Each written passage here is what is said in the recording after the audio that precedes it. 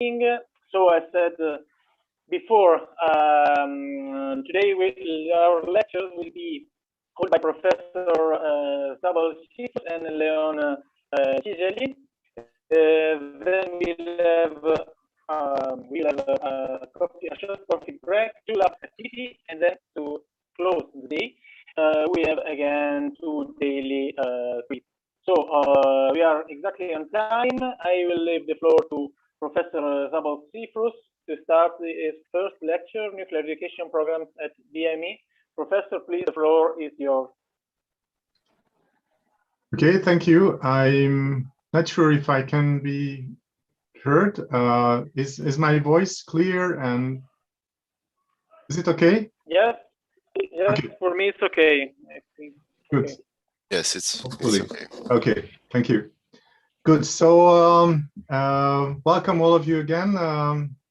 This afternoon we will start with a short introduction to our nuclear education programs, and a little bit more. As you will see, I'm also going to talk about something a bit more detailed about our research programs, which are in close correlation with the education programs. So let me start with the introduction of the university itself. Our university, the University of Technology and Economics, is the largest engineering education institution in Hungary. It was founded in 1792.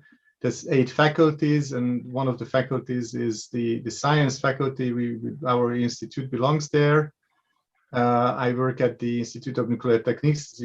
Later on you will see that this is part of this university.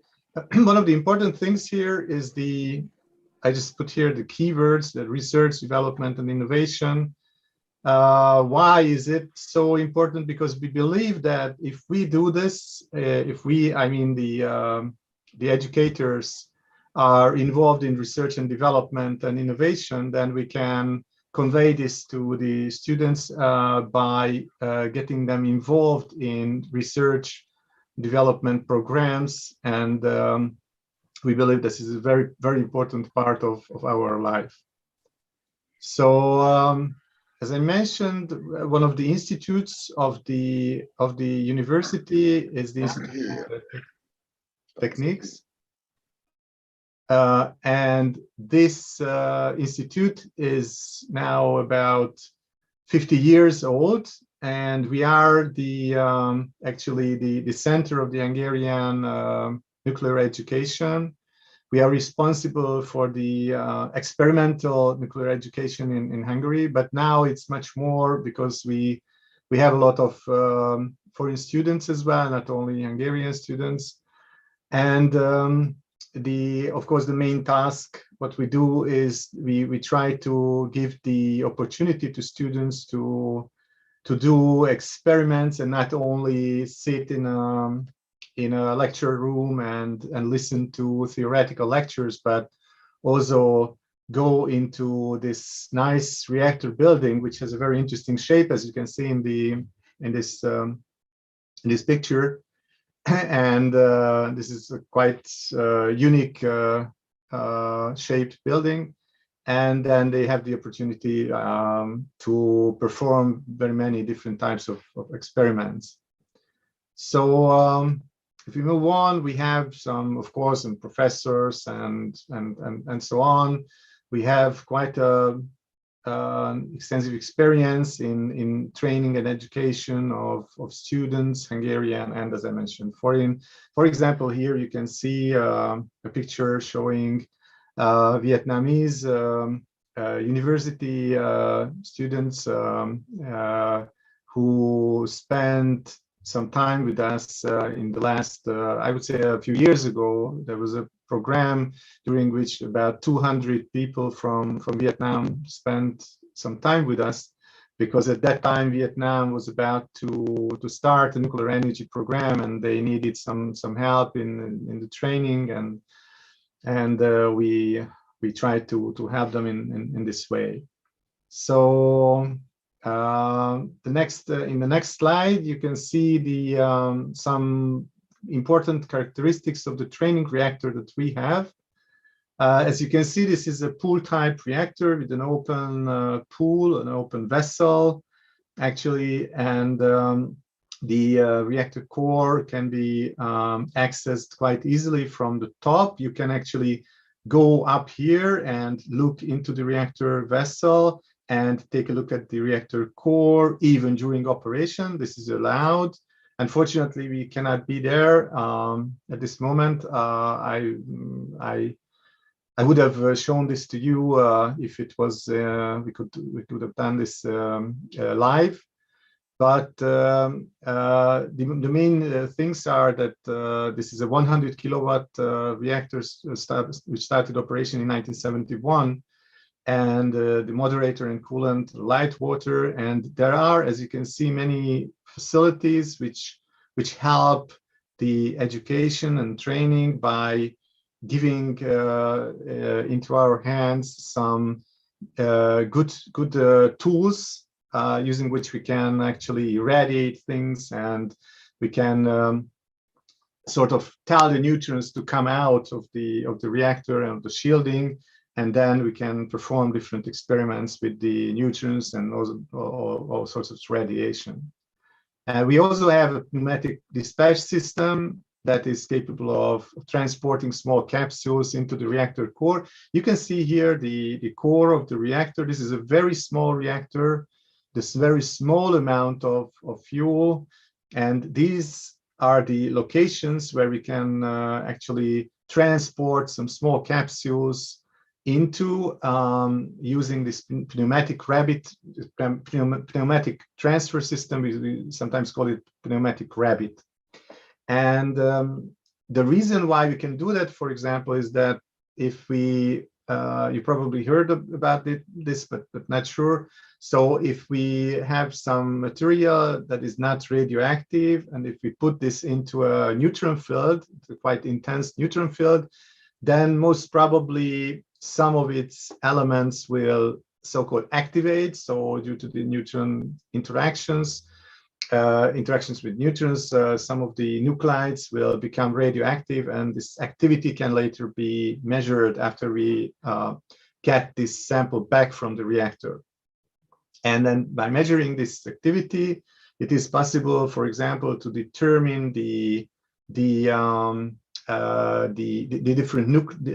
different elements which constitute the sample. This is called neutron activation analysis. This is quite interesting. So all in all, the reactor contains some 307 fuel pins in 24 fuel assemblies. This is actually one fuel assembly with 16 fuel pins, but not all of the fuel assemblies contain 16 fuel pins. That's why we have this strange number. And then in each fuel pin, we have 80 grams of uranium with 10% enrichment. You probably know that usually in a nuclear power plant, if it is a pressurized water reactor, then we have the fuel is about let's say 4 or 5% enriched. Usually in research and training reactors, this enrichment is higher. Now the limit, according to the International Atomic Energy Agency, is 20%. So all these enrichments should be below 20%. So we have this 10%, which is quite okay. And altogether, approximately, we have 30 kilograms of uranium, in which there is about 3,000 grams of uranium-235. The fuel and the assembly claddings are made of aluminum. We have graphite reflectors here to have the neutrons go back a little bit to the reactor core and make the so-called neutron economy a little bit better. And as I mentioned, the coolant, the moderator is normal water. Of course, this is purified.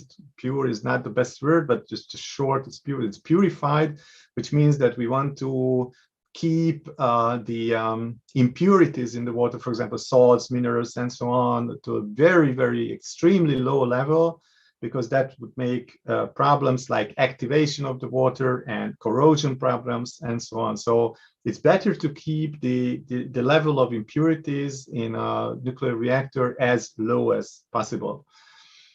We have control rods and safety rods, which are suspended on electromagnets. This is a kind of passive safety system. So if there's a loss of electricity or alike, then very simply what happens is that due to gravity, the control and safety rods just simply fall into the reactor core, and that's it. And the reactor is shut down automatically.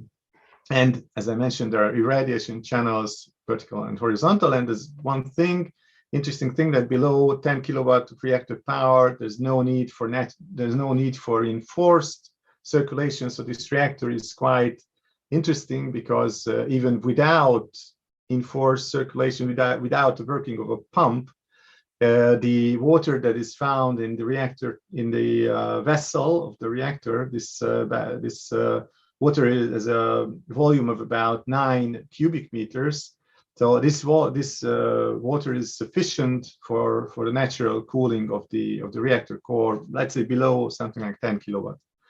And the other interesting thing is that we have been operating this reactor since 1971 without changing the fuel, without replacing the spent fuel with new one. So this is a quite economical reactor.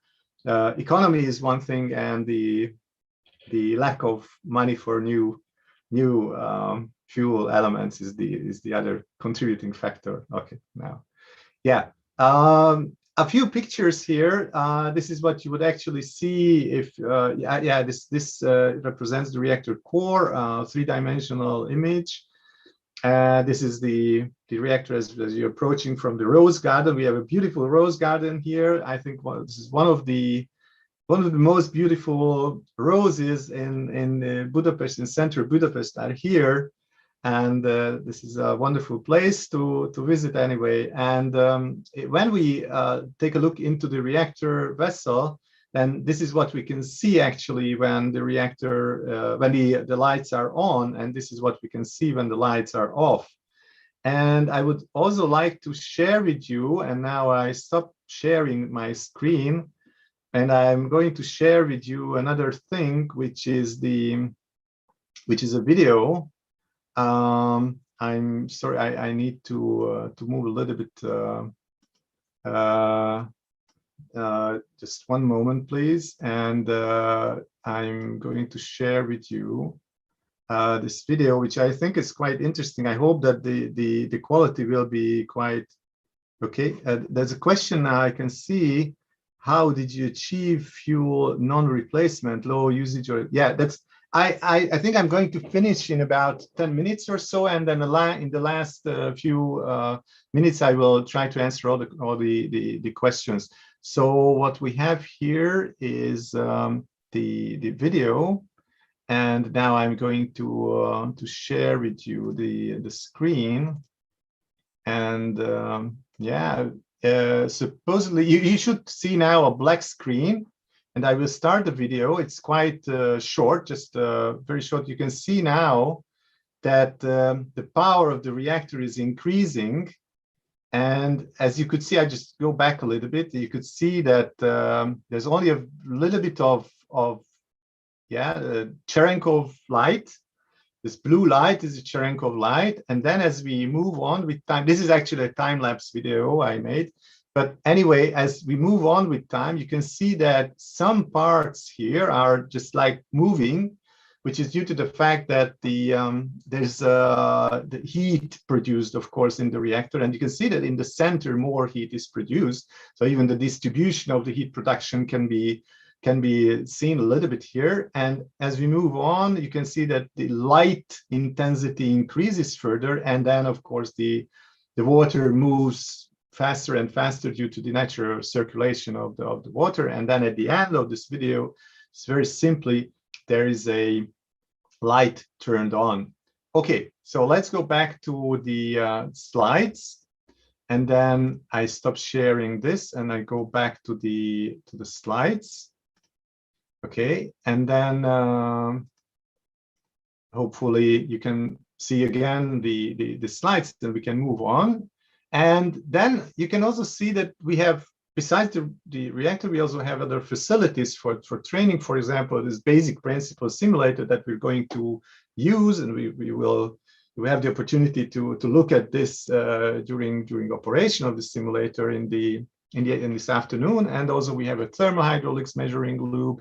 We have a particle image velocimetry lab in which we use laser beams and very small particles in fluids and liquids to image the to make images of the flow of this, for example, water or other liquids. And of course, we also have computer rooms. And so, of course, our training is divided into PSC and master courses, and they are connected with the physics, PSC and physics master, nuclear and medical physics specializations. And also we are quite active in the energy engineering, which is like power engineering, bachelor and master courses. Interesting thing about our education in Budapest is that we start the nuclear courses very early, which means that by the end of the bachelor, so by the end of that's 7 semesters, then the end of the energy engineering bachelor, the young bachelor engineers would have quite an extensive, not so extensive, but at least a basic knowledge of nuclear subjects. And then, of course, we have a PhD. We have PhD courses, and our courses are offered partly in English, not all of them, unfortunately, but in a continuing proportion. You can see here not all the courses, but a few of the courses that we have. Nuclear courses, fusion courses, usually the usual nuclear courses, and power plant safety, radiation protection, thermohydraulics, reactor physics, and so on, and also medical imaging, MRI, CT, X-ray, and so on, related to the medical physics branch. So so just to make sure that you don't misunderstand it, the number of courses put in here and the number of courses put in here, that doesn't mean that we have only these number of, these are just examples. And I also brought you some examples for the training reactor measurements, because the reactor, I think, is quite interesting. We have measurement of neutron flux, nuclear activation analysis that I mentioned, reactor operation exercise, during which the students have the opportunity to sit down in the control room and void coefficient measurement, the thermal neutron diffusion length in graphite, critical experiment, and so on, dose rates, and many different experiments. And these are the courses actually that we usually offer in English, so it is possible to spend with us some time and obtain some ECTS credit points. And now we are increasing this number, and we are increasing the subjects that we can offer also in English. And just a few examples I would like to mention here about the research that we do. As I mentioned to you, we believe that this is very important, that research and education are related and connected very closely. So we can offer the students the very early stage, like in their bachelor studies, third year or so, that they can be involved in some of our research areas like thermohydraulics, reactor physics, fusion devices, medical physics, and so on, whichever they're interested in. And here, the Monte Carlo is, you can see that this is a little bit different in terms of type, letter type. The reason why that is that I would just like to summarize a little bit. Maybe you're interested. What is Monte Carlo particle transport? Just on a few slides with some examples. I still have some 3 minutes or so. So you probably understand that in nature, some processes are like random. For example, the particle interactions, a collision of a neutron with a nucleus can be considered something like random process, because we don't actually know where this neutron is going to continue its way. I mean, in which direction. This is something of a random process. And so it's like a billiard ball collision. That's also in this context is also a random process. And then we can say that if we want to understand the behavior of a large system with a very large number of interactions, then it can be modeled using these Monte Carlo models, which use a large number of random numbers to model and follow the individual particle path. This is so-called a random walk. And then certain quantities, for example, the effective multiplication factor and the neutron flux or the energy deposition reaction rates and so on in certain places of the system can be modeled and can be determined using so-called integrals, which are calculated using the simulated random walk of particles. And then, of course, we need the interaction probabilities, and we need the physical principles programmed into these codes. One of such codes that uses one of the examples is the MCMP code. Some of you might have heard of this code. And for what is it good for? Well, it is good for many things, mostly like things in which we actually we can follow particles. For example, activation calculations, neutron detector calculations, criticality, safety. Also in geophysics, there are certain probes that use radiation sources, medical physics applications, detector systems developments, and also radiation therapy. For example, the bunker shielding design or transport cask design. There are many applications of radiation sources of nuclear material, and there are transport casks which use which are used to carry radiation sources or nuclear material. For the design of these casks, it is one of the tools that is used. This Monte Carlo. Those are space applications, and some of the examples that we have done in the past few decades, 10, 20 years, is, for example, for the nuclear power plant, which we have here in Hungary, we made calculations for pressure vessel surveillance.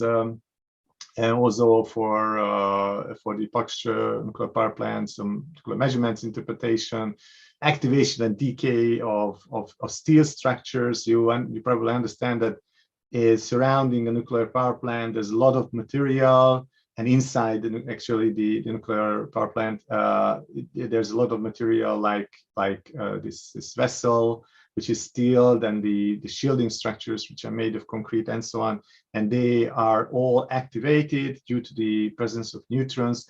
And it is important to understand this activation process before the decommissioning of the facility. And then one example here with some pictures is the design shielding for the European spallation source, which is being built. Actually, it's not built, but it's being built now in Sweden. Some other examples here. I don't really want to go into details. Yeah, I'm sorry, that's in Hungarian. This last one was left there, but thank you for your attention. And then I stopped my screen sharing, and now I'm open to questions. And I now take a look at the chat. And thank you, Professor Zifrus. Yes, we received some interesting questions for you, mainly related. Some of them are related to the simulator software. There are some problem. I don't know if it can be fixed in some way. For some of participants, there are problem with the README file or to start the simulator software. Yeah, yes, I have to tell that I will talk about that later when we actually start the simulation exercise. The simulator that I sent, I shared on this Google link, is not the one that we are going to use. It's a little bit complicated. I will tell everything when we start the actual simulation exercise. We can postpone this issue. Okay, perfect. Yeah, but so I can focus. Yeah, maybe if I still have 3 minutes, I understand. Yeah, sure. Yeah, please. So there are some interesting questions here. One is that if below 10 kilowatt the reactor is naturally cooled, is that the case too if it's switched off to get rid of decay heat. Yes, actually it is. So it is a very important aspect that when we turn off the reactor, which means that the chain reaction stops, then we don't need forced circulation. Natural circulation is fully sufficient. So there's no problem with the if for example, if a pump doesn't work, and that's not a problem. Yeah, because the reason for this is that this very low power can be cooled with natural circulation. And then how did you achieve fuel non-replacement? Yes, low usage, exactly as you're saying, and there was no re-enrichment. No, that's almost impossible. So fuel, when a fuel is used, then so-called re-enrichment that doesn't exist. What exists is you can actually replace the fuel with something that is reused. That exists, but that's another. One of my colleagues will talk about the nuclear fuel cycle, and he will talk a lot more on that. But it's called actually reprocessing. But then in our case, no, it's because of the very low heat or very low amount of energy that is produced in our reactor. So therefore, the so-called burn up of the fuel is very slow. I think the question of Bruno was about the real-time or slow about the video. Yes, it was not real-time and not slow. It was actually speed up.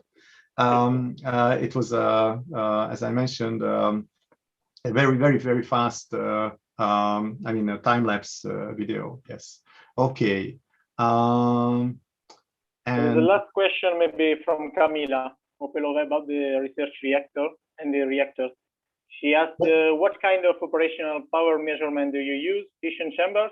Yes, we use fission chambers. We also have other detectors, boron line detectors, but we also use extensively the fission chambers surrounding the reactor core.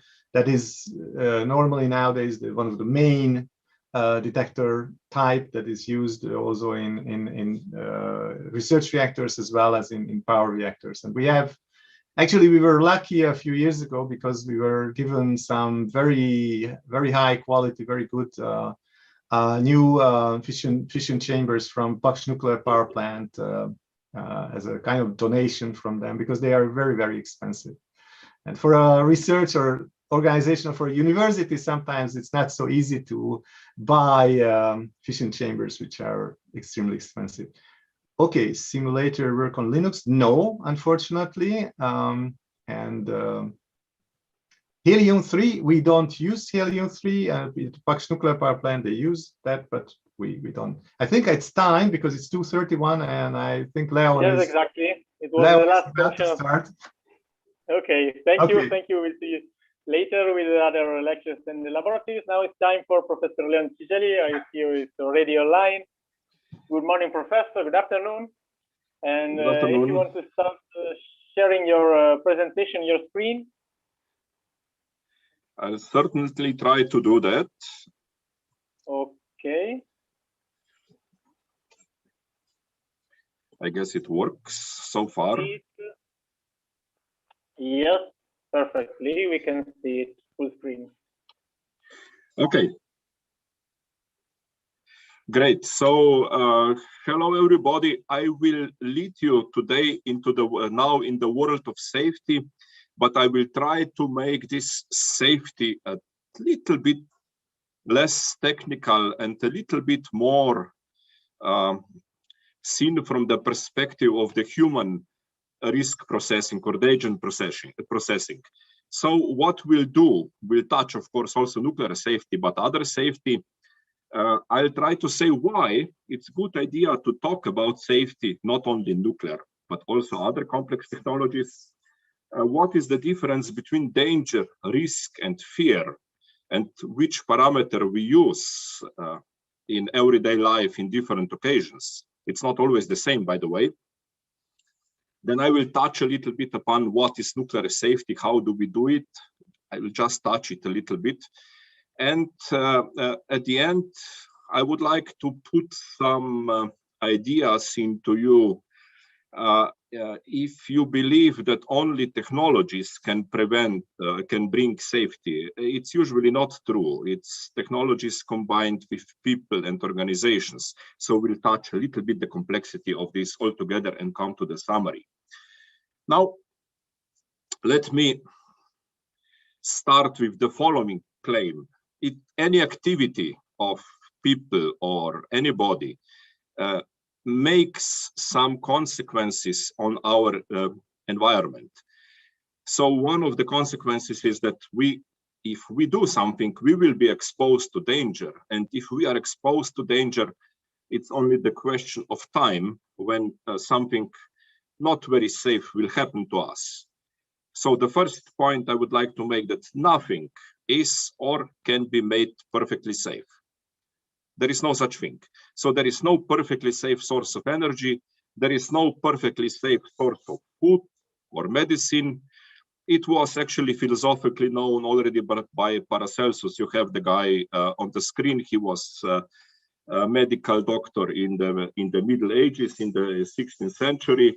And he said the only difference between poison and medicine is in the quantity. Another example of this quantity is water is very unsafe, by the way. So water kills. It kills you in minutes if there is too much water. Water kills you in days if there is not enough water. But you can go for about 100 years if you can take a good measure of the water with you everywhere. So that's why there is nothing perfectly safe. Another point. What people typically believe is safe from the intuition might not be safe. Here is the example. It's me in the airplane making acrobatic flying, so I'm upside down. When I showed this picture to my mother, she said, "Oh, I hope you were flying low and slow." Wrong. Flying low and slow is dangerous. It's better to fly high and fast. But the human intuition will tell you go low and slow. If you fall, you will be hurt less. Wrong. If you higher and faster, you can react. Okay. The next concept I would like, 3 concepts I would like to give you some hints of. Danger is something. It's when we are exposed to a possibility of some injury, pain, harm, loss. So we are exposed, but nothing happened actually. It's just a potential for something to happen. A risk is already a kind of a combination of what will be the consequences to me if this happens and what is a probability that it will happen. We'll have some examples later on, but this is a kind of a technical term. We are looking for the probability of a bad event and what consequences does it bring to us. And fear, that's a simple physiological response of our bodies.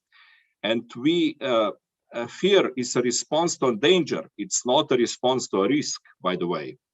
And we respond to a danger very intuitively.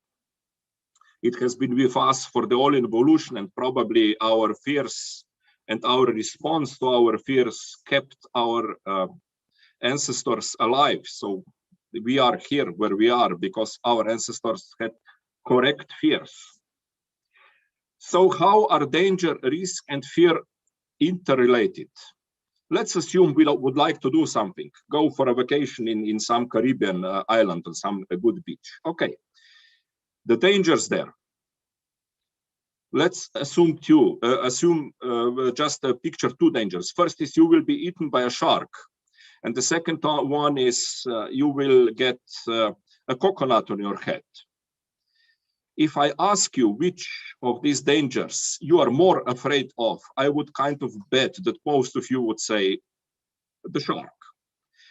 Now, if we go to the risk assessment, consequences, let's say if the consequence in both cases is you die, the probability of each of those events is about the same. So the risk of having being eaten by the shark, it's about five people per year on the planet. And being killed by the falling coconut, it's also about 5 people per year on the entire planet, is the same. So technically, you should not be afraid of the shark, but you are. That's the fear. Now, if you go look again, the same example, but you have to go to this beach. How do you get there? Let's assume it's somewhere on the continent. So you can drive or use a motorbike or fly there. Each of those transportation means bring also dangers, okay? Again, if you go for a fear, a lot of people are afraid of motorbike, even more people are probably afraid of the airplane, and the less people are afraid of the car. But if you look at the probability of death, so the consequence is again the same, so we can only look at the probability. It's actually the most people will get killed by the car. That's probably not everybody is using the motorbike. This is the reason that motorbike is not so dangerous. But as I said, if you look at the fears are completely uncorrelated with what is the probability of get killed. So one of the lessons learned here is what people fear is not what is really dangerous. Not always. Sometimes yes, sometimes not. This also explains a little bit the vaccination fears, the fears against nuclear power in the general public, and so on. Okay, now let's try to define a safety. Let's say that any activity or technology we do or energy source is usually deemed safe if the benefits are much, much better than the risks. Oh, not necessarily the risks or the fears. This is a little bit more difficult to justify. So as long as we think there is considerable more benefits by using nuclear, people are not really afraid of using it. But sometimes what are primary reactions of lay people to the new things are, these reactions could be in many cases governed by fear, and fear is simple intuition. For those who are really interested in this intuition and rational thinking, go to the book of Daniel Kahneman and read it, Thinking Fast, Thinking Slow. So in principle, he claims we have two ways of thinking in our head. One is kind of intuition, thinking fast, and this will, if you have fear, will cause fight, flight, or freeze reaction. But now, if you would like professionals like pilots and nuclear operators to actually react differently, so you would like them to react to the kind of rational dangers, to the risks, not to the fears, then you have to train them. And you can trick your intuition into new responses, but it takes months or years. So for those who are playing some musical instruments, you know that it takes years to get it into your muscle memory. But then you don't have to think what you do, you just play. That's the trick here. That's also why complex activities like nuclear power, medicine, medical physics, and so require rather long trainings of the professionals. They have to actually learn how to react according to the risks, not to the fears. Now, risks and fears fly low and slow. Remember this one. Don't do that. Okay. Main challenges of nuclear safety. Why are we actually, what is kind of different than in other technologies? All technologies bring risks and dangers with them. The first one, ionizing radiation. I guess you will talk a lot about this. It's not in every technology. Another one was also already touched a little bit by Szabolcs, and the questions is the so-called residual heat. So roughly 7% of the heat in the power reactor comes from the natural decay of fission products, and you cannot switch it off. Sorry. So when you switch off the 93% of the chain reaction, you still stay there with 7%. And in a typically 3 gigawatt thermal reactor, which is a typical machine, 7% is a lot. You know, it's really a lot.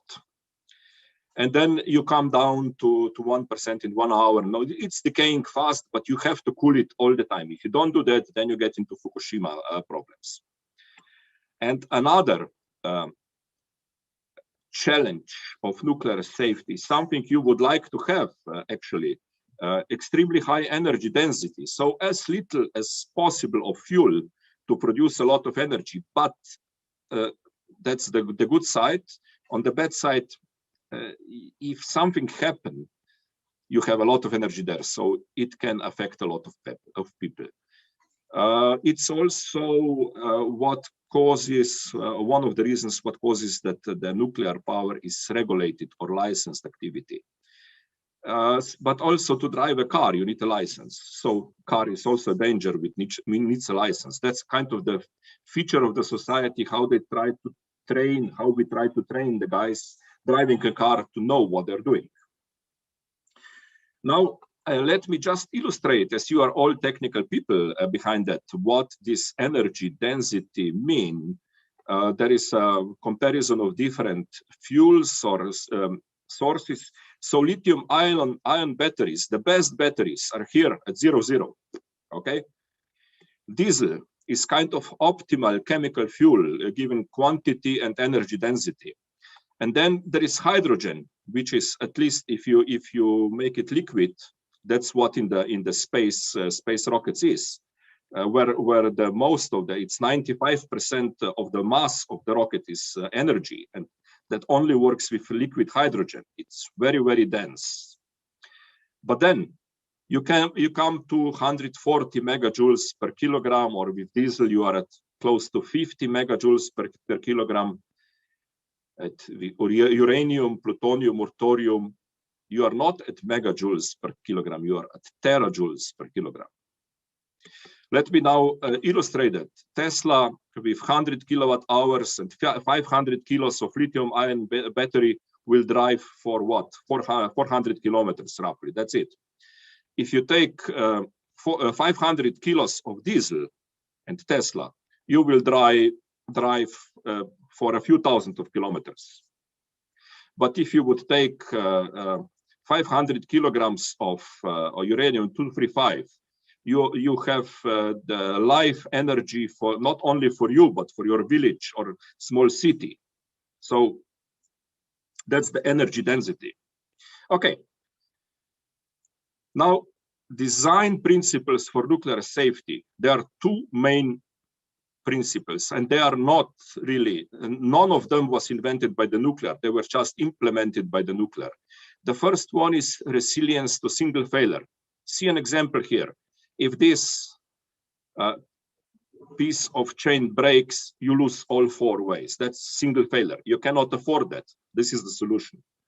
Looks not very, it looks primitive, but it's better because there is a lot of fibers and nearly all of them have to fail that you really lose the rope. This is also, this rope indicates you one of the possible technical solutions of resilience to single failure. It's called redundancy. So you have many features, fibers doing the same. The other one would be diversity. So diversity would mean that you put some other type of fibers in the same rope. So you get a little bit, diversity is also in evolution, very important feature of the evolution of species. So it's kind of overarching principle for good safety. The other one is defense in depth. So I just would like to illustrate it with the model of the Swiss cheese. So you have multiple layers of defense. And if you are really unlucky, then your failure will go through the holes in all the systems. Well, idea is that there is no perfect layer, so each layer has holes. Your only hope is that these holes are misaligned, so the arrow cannot go through all of them. That's the safety principle. Now, how it, okay. And for a typical nuclear power plant, that's only 3 things you need to do to maintain it safe. The first one is control the chain reaction. The second one is to cool the fuel. That's a bit tricky because of the residual heat we talked before, the 7%, and contain the radioactive materials. So if you contain the radioactive materials in the site of the plant, like 3 Mile Island was that case, nothing really happens to the environment and to the safety of the people, which is at the end of the goal. Okay, let me now take it to some complexity more. What are formal levels of defense in depth in nuclear safety? The first one is to prevent abnormal operation and failures. In the car world, if you would try to, the traffic safety has the same 5 levels in principle. Let's just try to relate it to the traffic world. So the first one is prevention of abnormal operation. So you need a good car and a good driver. That's sufficient. The second one is control of abnormal situations. Then you need a system like ABS or EDS. So if you get in trouble with your driving, the car will help you. The third layer is control of accidents, but accidents which are kind of built in the design of the machine. And in a car that would be crash-worthy design, typically it will keep you safe up to 50 kilometers per hour or something like that, and airbags. The 50 kilometers per hour is kind of the design limit. People did, the design will protect you until 50, but not beyond 50. What happens when you go beyond 50? Well, there is the fourth level, a kind of first level of mitigation of the consequences. So we assume that something will happen to you, you will be hurt. But the first level of defense in this case is that all licensed drivers, at least in my country, must be trained for the first aid. And the second level is that there is, which is the fifth in the total order of things, is there is network of medical first responders, and they come and they pick you up. Similar structure that's it's written here in the slides. You will probably get my slides somehow, or look in the movie. You can check what this means in the nuclear power plant, which is a little bit more complicated. So what we do for the safety is control, prevent, mitigate. Now, we did go through all this trouble, but yet complex and advanced technology fails. This is an Italian hydro plant. The dam, you see the dam here in the mountains, and the mountain behind the dam slided in the lake in '63, and there was a kind of inland tsunami coming down in the city below that, city Longarone, below the dam. The operators and the management of the hydropower plant were so confident that their calculation of what will happen, they knew that the mountain is moving into the lake. So they were monitoring what goes on with the mountain by standing on the dam. They were flushed away, unfortunately, but just they were so confident they know what they're doing. Fukushima, another example, and this is one of the very rare accidents, by the way, of fast trains. I think we have all the fast trains in the planet altogether clocked also about 3 accidents. That one in Germany, one in Spain, and one in China. Not more than that. And this is the German one. But what you can see here is that if we are talking very fast, very energetic things, if there's something happened, the consequences look not very nice. It happens not because the technology is bad, but because the technology is always influenced by the operators, by the men and the organization. And organization is kind of helping or not really helping the operator. For those who are interested, that's you can get this movie, Whiskey Romeo Zulu, on YouTube, and look at it. Strongly recommend it because it's very nice picture based on real events in 1999, how the play of a very good technology, by the way, it's American Boeing 737, and not so good organization LAPA, and consequently this airline was actually closed after this accident. And consequently not very good maintenance and pilots.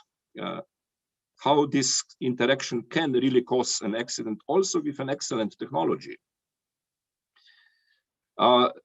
It goes back to a little bit of tricky things. So the Swiss cheese in such conditions becomes even more complicated, and then there is a question what individual would do, what team would do. A team means 2 pilots in the cockpit or 6 operators in nuclear power plant.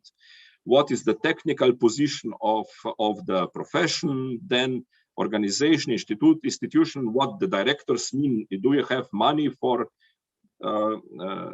what was Sabolch didn't have money to buy something before. I forgot what he was really trying. So it's a lot of factors beyond technical, which actually defines what the operators will do when they're in trouble.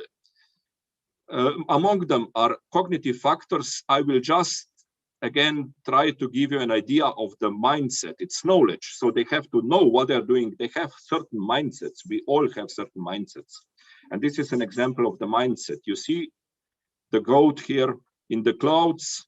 So those guys are flying instrumentally. They believe they are above the mountains. They believe it so much that they are trying. Why is this goat in the clouds? And of course, you know what happens in the next second if they didn't figure out what the goat is doing in the clouds.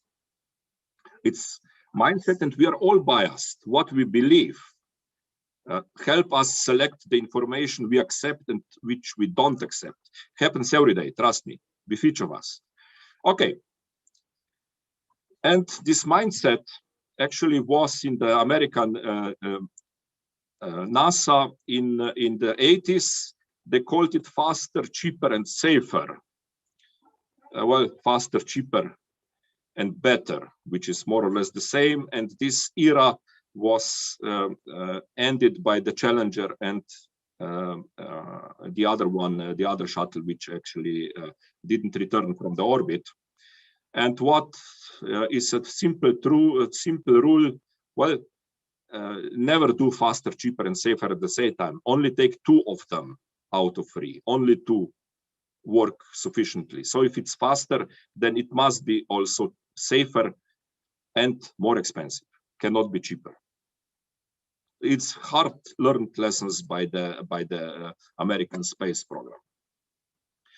In summary, don't really assume that complex technologies or societies are safe, completely safe. They are not. They are inherently prone to failures. But of course, we call them safe as long as benefits are much larger than the risks. Usually we balance these things by kind of performance of people, technology, and organization. There must be balanced. If some of them is not really good, you end up in trouble. And the goal is not failure-free technology of society. No, the goal is only resilience to failures. Failures, simply because of complexity, will be there, but we need a system which catches them early. And when talk to the general public and when you assess your own risks and fears, be aware that fears, risks, and dangers in most people are completely uncorrelated. It takes months or years to figure it out, what's important, what's not. Thank you for your attention. Well, thank you, Professor Cigeli, for this presentation. Are there any questions from the audience? I can. There is. Yeah, there are some questions. Yes, one says in India you need good car, good driver, and good luck. Okay, good luck you need everywhere, all the time. By the way, yeah. That's the that always helps. Levels 1 and 4 are almost never. That is the important factor. Okay, the one I like, levels 1 and 4 are almost never seen in real life. Actually, they are. Level 1 is actually most of the time is there. It's see the levels in this way. You get in level 2 only if the level 1 fails. Okay. So level 1 is normal driving. And level 2 is then using ABS or ADS, which means that you are already in some trouble. So level 1 is always there, but I agree that level 4, at least on the street, having first people coming to the accident to help, that's a little bit, well, probably not so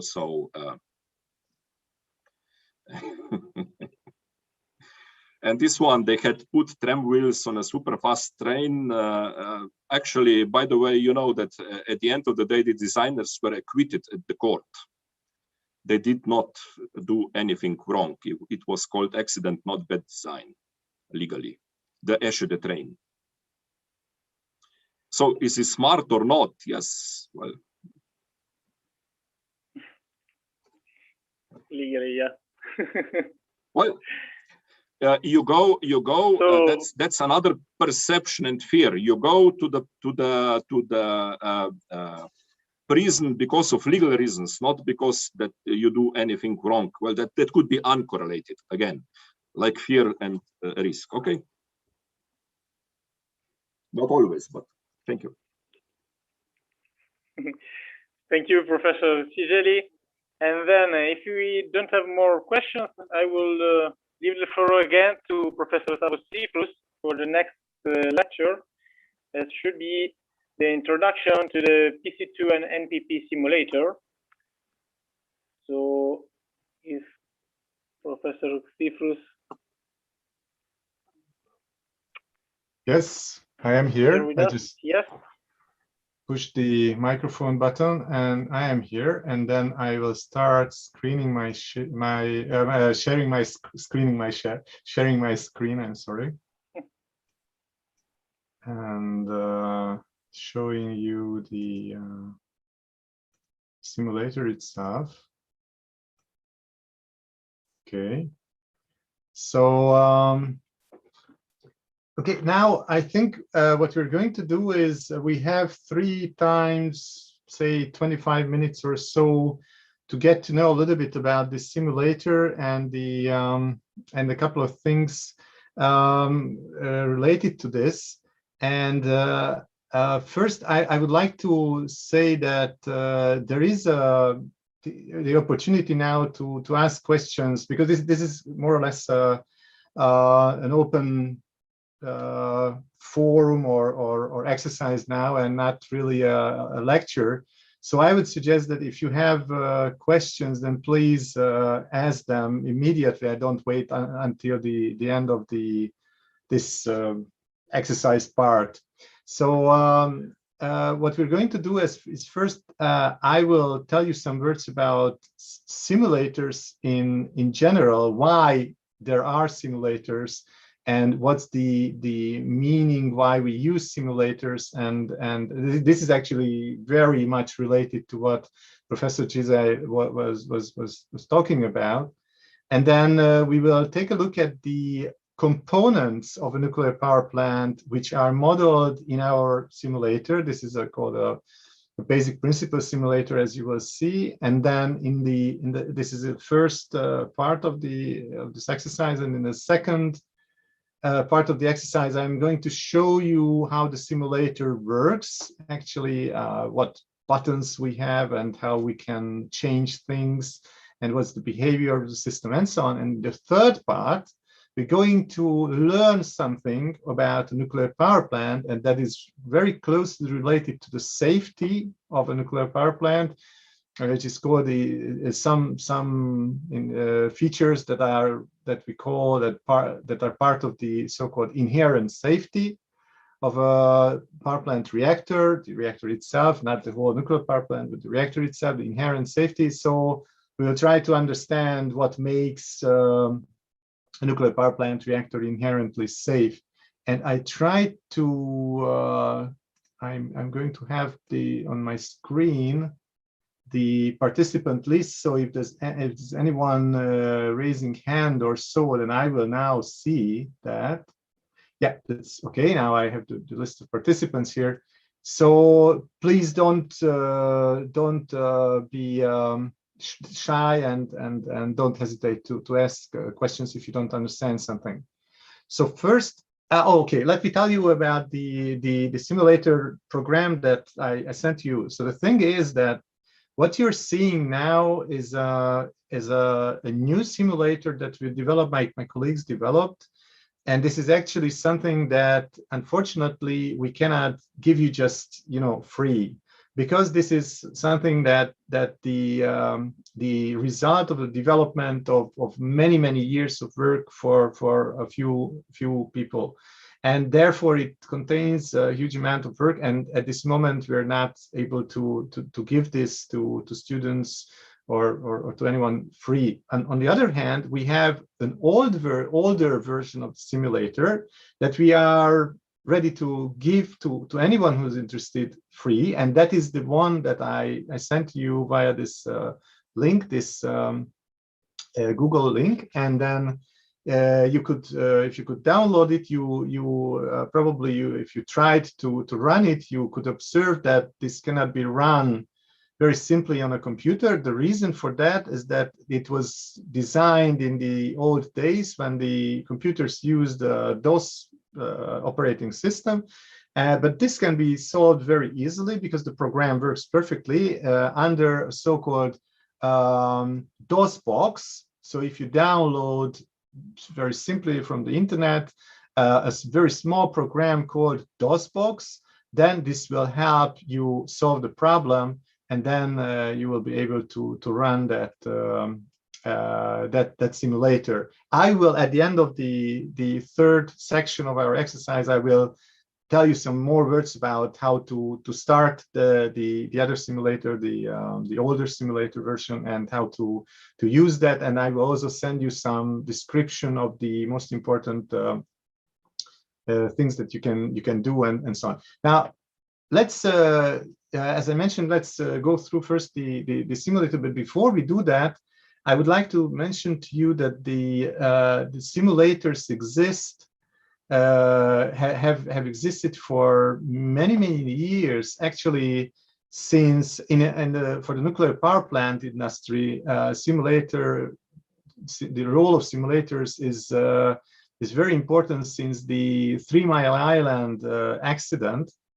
When the trainers realized and the nuclear community realized that the understanding of the operators of what's going on in a nuclear power plant must be much deeper, and then they realized that it is something that can be much more easy to understand if they use simulators. So simulators are used for the training of nuclear power plant personnel, operators, and so on. But those simulators are mainly called not basic principle simulators, but so-called full-scale simulators. The difference between the two, I would say, that is that here you can see just a screen, and maybe a couple of screens. We will later on see that there's another screen here and another screen here, and so on. But also, you will understand that this simulator is quite simple in terms of what it contains. On the so you can see just a screen showing some components of the nuclear power plant and so on. But in the case of a full scope simulator, what you get, or what the operators of a nuclear power plant who are trained with that simulator are faced with, is actually, I would say, a almost perfect replica of the control room. So what happens is that when they go into the simulator room and they sit down in front of those large panels and devices and so on, that what they see and what they have there is exactly what they are faced with in the control room. So that's something very important, because for the operators of a nuclear power plant, it's not only the phenomena that they need to understand, the physical phenomena and the principles and so on, but also where and how they would observe if something goes wrong, and what is happening if there's a green lamp there, a red lamp there, and so on, and combination of signals. So what that means and how they have to react, and that's very important. So in that case, that's a different thing. But let's come back to this kind of simulator, and in between those very, very complicated simulators, which are replicas of the control room, and these much simpler simulators, there's in between something which are called engineering simulators, which simulate almost all of the engineering and physics of a nuclear power plant, but they are much deeper. They're much more difficult to understand, and so in the normal university education, those are not so much widespread. What is really widespread in many places is the so-called basic principle simulator. The reason for this is that when a student just learns, for example, reactor physics, thermohydraulics, and so on, nuclear power plants, components, and so on, then after that, the working principle of such basic principle simulator is quite easy to understand. And then you can learn lots of things about the safety of a nuclear power plant, about the underlying physical principles of the operation of a nuclear power plant quite easily, and in a way, kind of like, you know, playing a game. And so that I would just, this is what I think as a summary of how and why we use these basic principle simulators. And now let's go and let's start and look at the components which are actually modeled in our simulator. This is called PC Square version 5.0, and this is the newest version. The actual nuclear power plant that is simulated here is VVER 440. It's Russian Russian nuclear power plant operated in the former socialist Eastern European countries and also in Finland. And but on the other hand, I used to say that the difference between a VVER or any other pressurized water power plant reactor or a nuclear power plant primary circuit is practically negligible. So in terms of operational conditions, parameters, pressures, temperatures, and so on, there's practically negligible difference. All of the nuclear power plant reactors for a PWR, which is a pressurized water reactor, they work practically at the same pressure, not exactly, but very close to each other. So then the design and operating and safety principles are very, very similar. So there's no big differences here. The technology itself, as you understand, is quite old, but is, I would say, newer and newer, of course, are the safety devices. So let's go and let's start and take a look at the components which are modeled here. And now I would like to ask some questions for you. So please, any one of you who feel you're sure or not sure, it's just say the answers to my questions. So what do you think this part here is? A very simple question, of course. What is modeled here? The reactor. Yes, this is the reactor. This is actually what I'm showing now is this part, which is gray, is what we call Pressure vessel. Exactly, the pressure vessel. Very good. So this is the pressure vessel of the reactor. The reactor itself is inside here. And what do you think? What is the yellow and what is this reddish thing here? The yellow, I think that's the control bars, and the red one are the fuel bars. Exactly. Okay, so fuel is here and the control rods are here. These numbers here represent the position of the control rods. So now they are in a, as you can see, they're in fully withdrawn positions at 250 centimeters. Every distance here is in centimeter. So 250 centimeter means that they are fully withdrawn, with the exception of this one, which is actually a group of, these also represent groups of control rods. And this one also represents a group of control rods, not only one. But for our for our simulation here, it's not so important. And during normal operation, only this control group is moved. So we're not going to touch these so-called safety rods. This is a group of safety rods, and this one is used actually for control.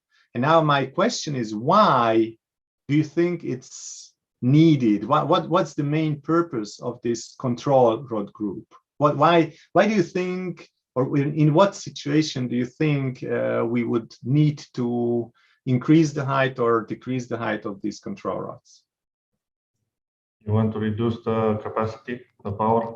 The power, yeah, exactly. For example, if you want to reduce the power or increase the power. Now, as you can see, at this moment, I can also start the simulator now.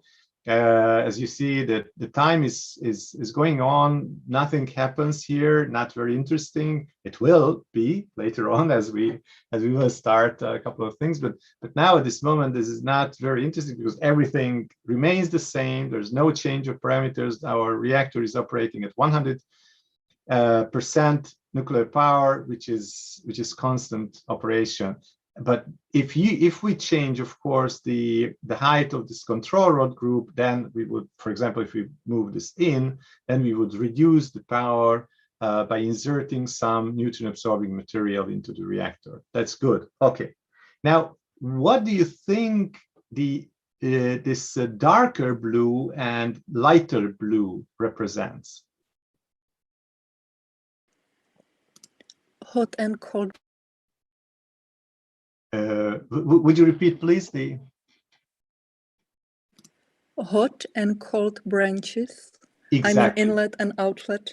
Exactly, inlet and outlet, which is cold and warm or hot. Yes, exactly. Okay, so what's the coolant here in a pressurized water reactor? What material is this? Simple water. Yes, exactly. Cleaned, purified, simple water. Exactly, H2O actually. Yes, good.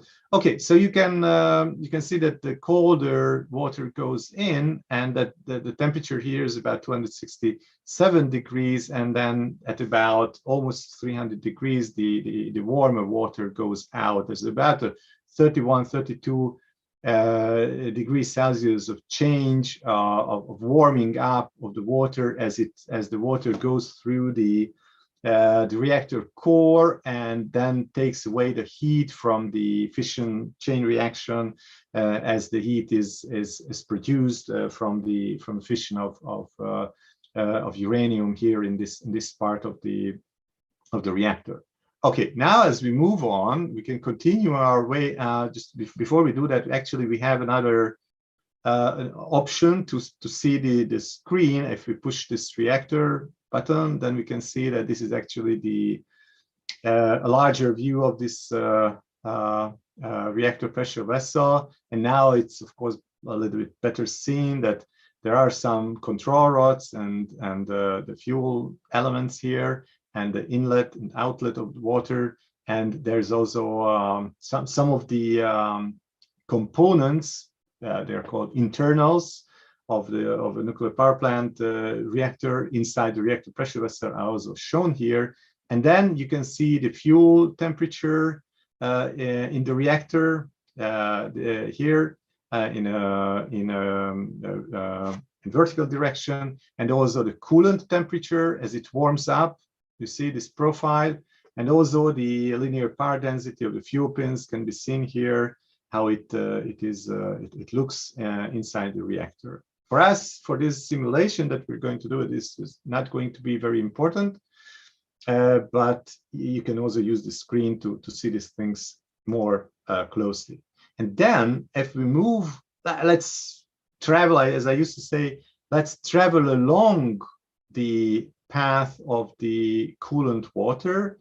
And on our way, the first component that we're going to encounter is the so-called pressurizer. Exactly, the pressurizer. That's very good. Okay. Now you know this what this is. Very good. I hoped that you would probably understand it, but I think as a kind of repetition, it's probably better to go through all these components. And who can tell me what is the role of this pressurizer? Why is this pressurizer here?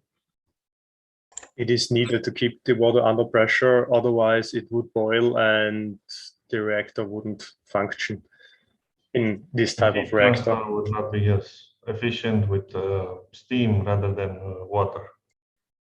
Okay, that is good what you're saying, yes, but I would put it in a little bit different context. This is necessary for the high pressure, yes, but it is also necessary, this device, in order to what to do with the pressure, not only for the high pressure, but also to maintain it stable. Exactly, that's very important, to maintain a very stable high pressure. You can see that the pressure here is 123 bars, which means that actually this pressure is the pressure here of the coolant. Of course, there's a little bit of pressure difference here, so it's not exactly the same everywhere because the water is flowing, and there's a couple of things that change. But we would say that normally the pressure in a primary circuit that we call that is the pressure inside the pressurizer, and this is of course connected via a pipe to the hot leg of the primary circuit. Very good. Now the next question is what happens, so that now we understand that the main or the most important function of this pressurizer is to keep the primary coolant at a very constant pressure. What happens inside this pressurizer if there is, first question, what is actually inside this pressurizer? What's this thing here that we see here? The same water. And then there is some space for the gas to expand. Or nitrogen. Okay, this is water actually. That you can see that this is the same water. But you can see that this is strange a little bit because here we see that the temperature of the hot leg is about 300 Celsius. On the other hand, inside here, there's 326 Celsius. Why is that? You have thermal resistance. You have electrical heaters. Yes, these are electrical heaters. Yeah, that's good. Exactly what you're saying. There are electrical heaters in a pressurizer, but my question first is what is the water doing here? In what state is this water here? And what is this light blue? Maybe the light is steam. Exactly. This is steam. And this darker, not so dark, not this dark, but medium dark water is water that is, what is it doing? What do you think water would do if, this is about 300, a little bit below 300 degrees. And this is significantly above that temperature. So what's water going to do at this temperature? Start boiling. Exactly, it's boiling. Okay, so there's a little bit of boiling of this water. And the reason why this is so is that we would like to maintain the pressure.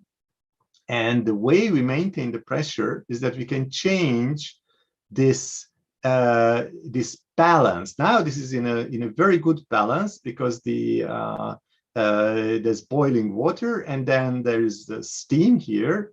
And there's a balance between the steam and then the boiling water. Always the water is boiling, and then there is some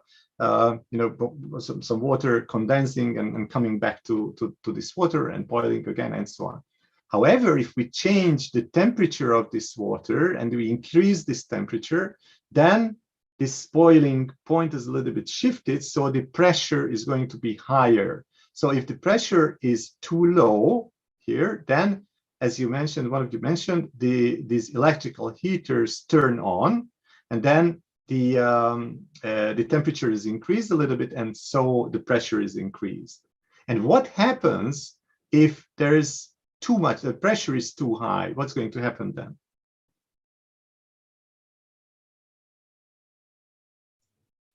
Pressure is too high, you start condensing the steam. Yeah, but there's normally a condensation of steam because there's continuous boiling here. How do we increase the condensation? I would assume that cold water is sprayed Exactly. This into is because of this line that you just showed. This line, exactly. This line. This is colder water, as we can see, about 30 degrees colder than this hot lake water, and significantly colder than 326 degrees, which means that about 60 degrees colder. So if we just inject this water, spray this water in here, then some of the steam will condensate and then condense down, and then it will decrease the pressure here. Exactly. This is what, so it just cools this thing, and then the pressure decreases. Okay, so this is the working of a pressurizer. This is a pretty complicated device, with the control of the device being quite difficult to understand if you go into differential equations and so on. There's quite a lot of things here, but we're not going to go into details about that. Okay, let's go back and continue our way, and we would arrive here, which is what? Steam generator. Exactly. This is a steam generator. So the steam generator is used to generate steam. That's very funny. Yeah. Okay. So we generate steam here, and in what way? What does this mean here? What is this actually? How does it actually look? I mean, we can see that the primary water flows through some pipeline or some pipes, but do you know how it actually looks in reality? This thing here? Probably like a distillery to encompass as much space in the generator. Yes, there's some space here. In this space, there's some water. You can see this is water that comes in from here. This is actually water, and this water is warmed up by the heat of this primary water. But how does this looks like one tube that is, goes in that way, but in reality, this is not one tube, but what? Is it a coil? I would expect something like this. Actually, this is a very large number of small diameter tubes, because heat exchange happens on surfaces. So if you want good heat transfer from one side, from the primary side to the secondary side, this is the secondary side, yeah, this is the secondary circuit now on the other side of the steam generator. So if you want good heat removal from the primary side, a good heat transfer from the primary to the secondary side, you need a large area, a large surface. And this large surface area is ensured by a large amount of small diameter pipes. Actually, the number is about 5,000. So there are very many tubes. And so this primary water flows through the very large number of small diameter pipes, and then it transfers the heat to the secondary side water, which comes in here and then boils, and then steam is generated at this pressure and this temperature.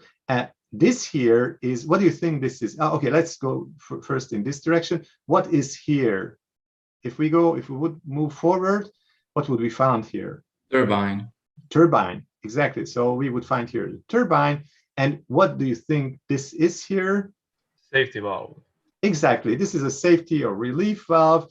If the pressure is too high and there's some problems on, then this must open, because otherwise, yeah, of course, the pressure would increase too much. Do you think it's not a problem if the pressure is too low? So keeping the pressure to a certain, within some margins, some limits, is an important thing. We understand that too high pressure is surely not good, because that would yeah, blow the whole thing up, or mechanically would mean something bad to the steam generator. But on the other hand, is it a good thing if, for example, because of some reason, the pressure would drop?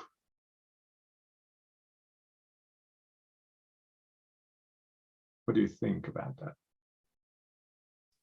I would expect the turbine to have difficulties turning. Exactly. Why?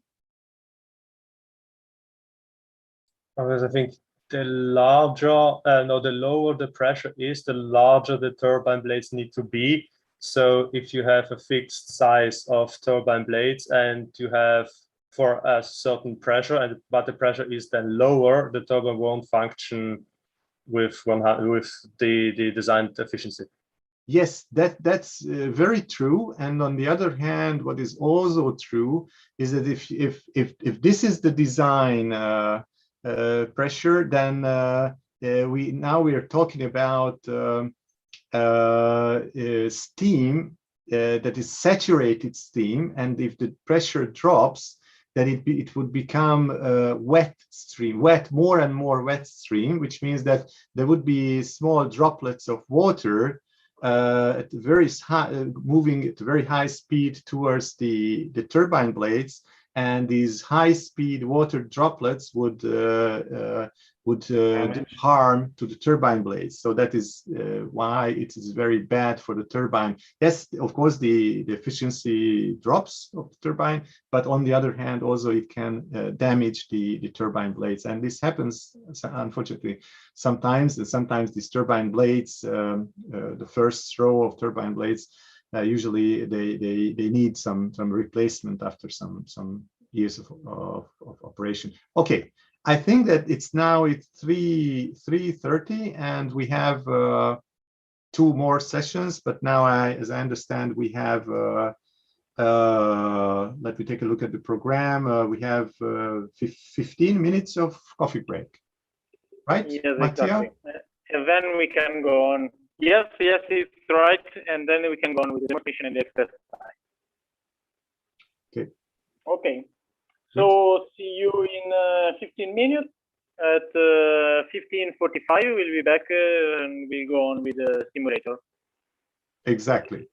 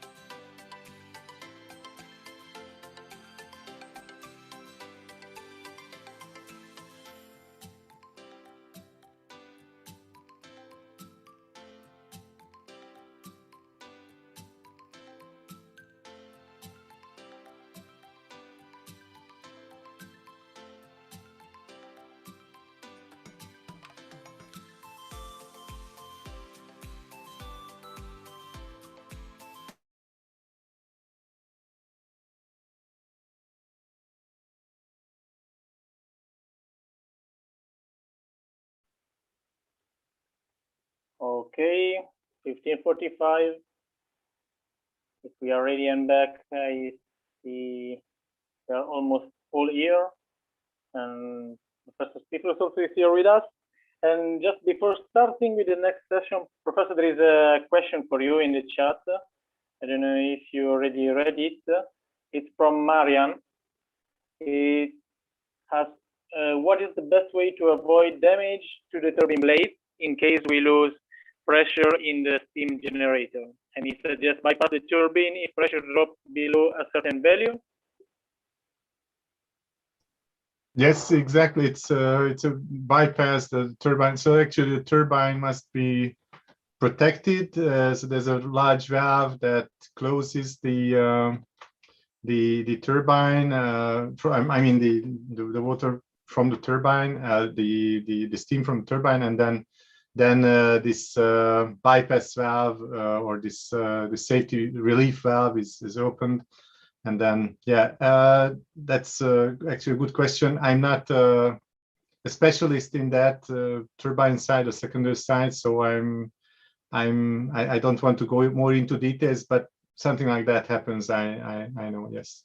But what is actually problematic is not a very short time of water droplets, is a long time of operation with those small droplets of water. So I think, as I understand, as I know, the turbine blades need a long time to degrade due to these water droplets.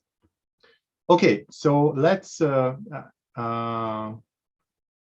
as I'm just taking a look at the questions.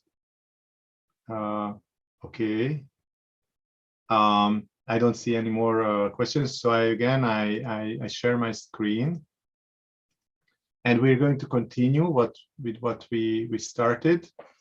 So let's move on and let's try to understand what's happening here. So we have looked at the steam generator, and then we're going to continue our way. Oh no! Before we continue our way, what is the device from which this feed water comes from? So where does this come from, and what is actually here somewhere? So this is a turbine and a big cooler. Condensator, yes. Condenser. Yes, exactly. That's a condenser. So yeah, a condenser, and then that helps condensate the steam into water, and then this water comes back. And of course, this water somehow needs to get back. So what else is needed there to help move the water? Pump. Yes, exactly, a pump. And what's on my last question is, what's on the other side of this condenser? I mean, what do we use to condense the steam? We use water from the lake, river, or the sea to cool. Sea, lake, river, or even an air tower. Yeah, might be possible, but usually it's something like river or lake or sea. Yeah. Okay. Good. Now let's go on, and then we move on our way, and we can take a look at these things here, which are, what do you think these are?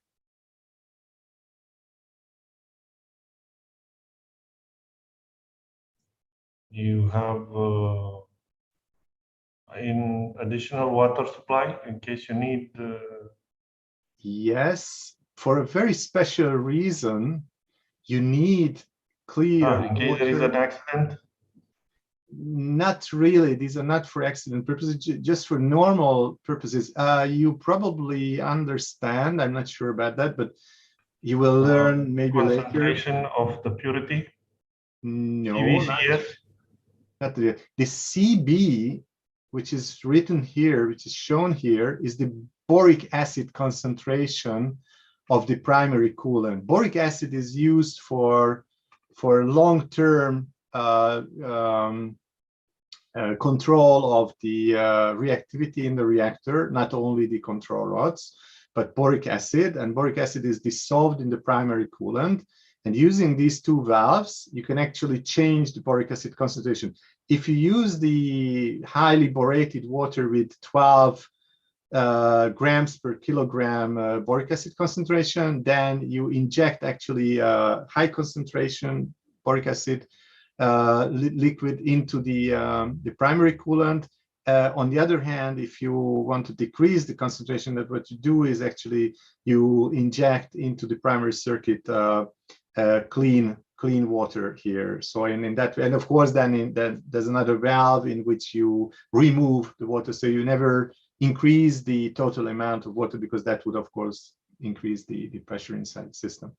So the total amount of water is kept constant in the primary circuit. Okay, so these are, for our purposes, for our study today, these are not so important. I just showed this to you that these are important.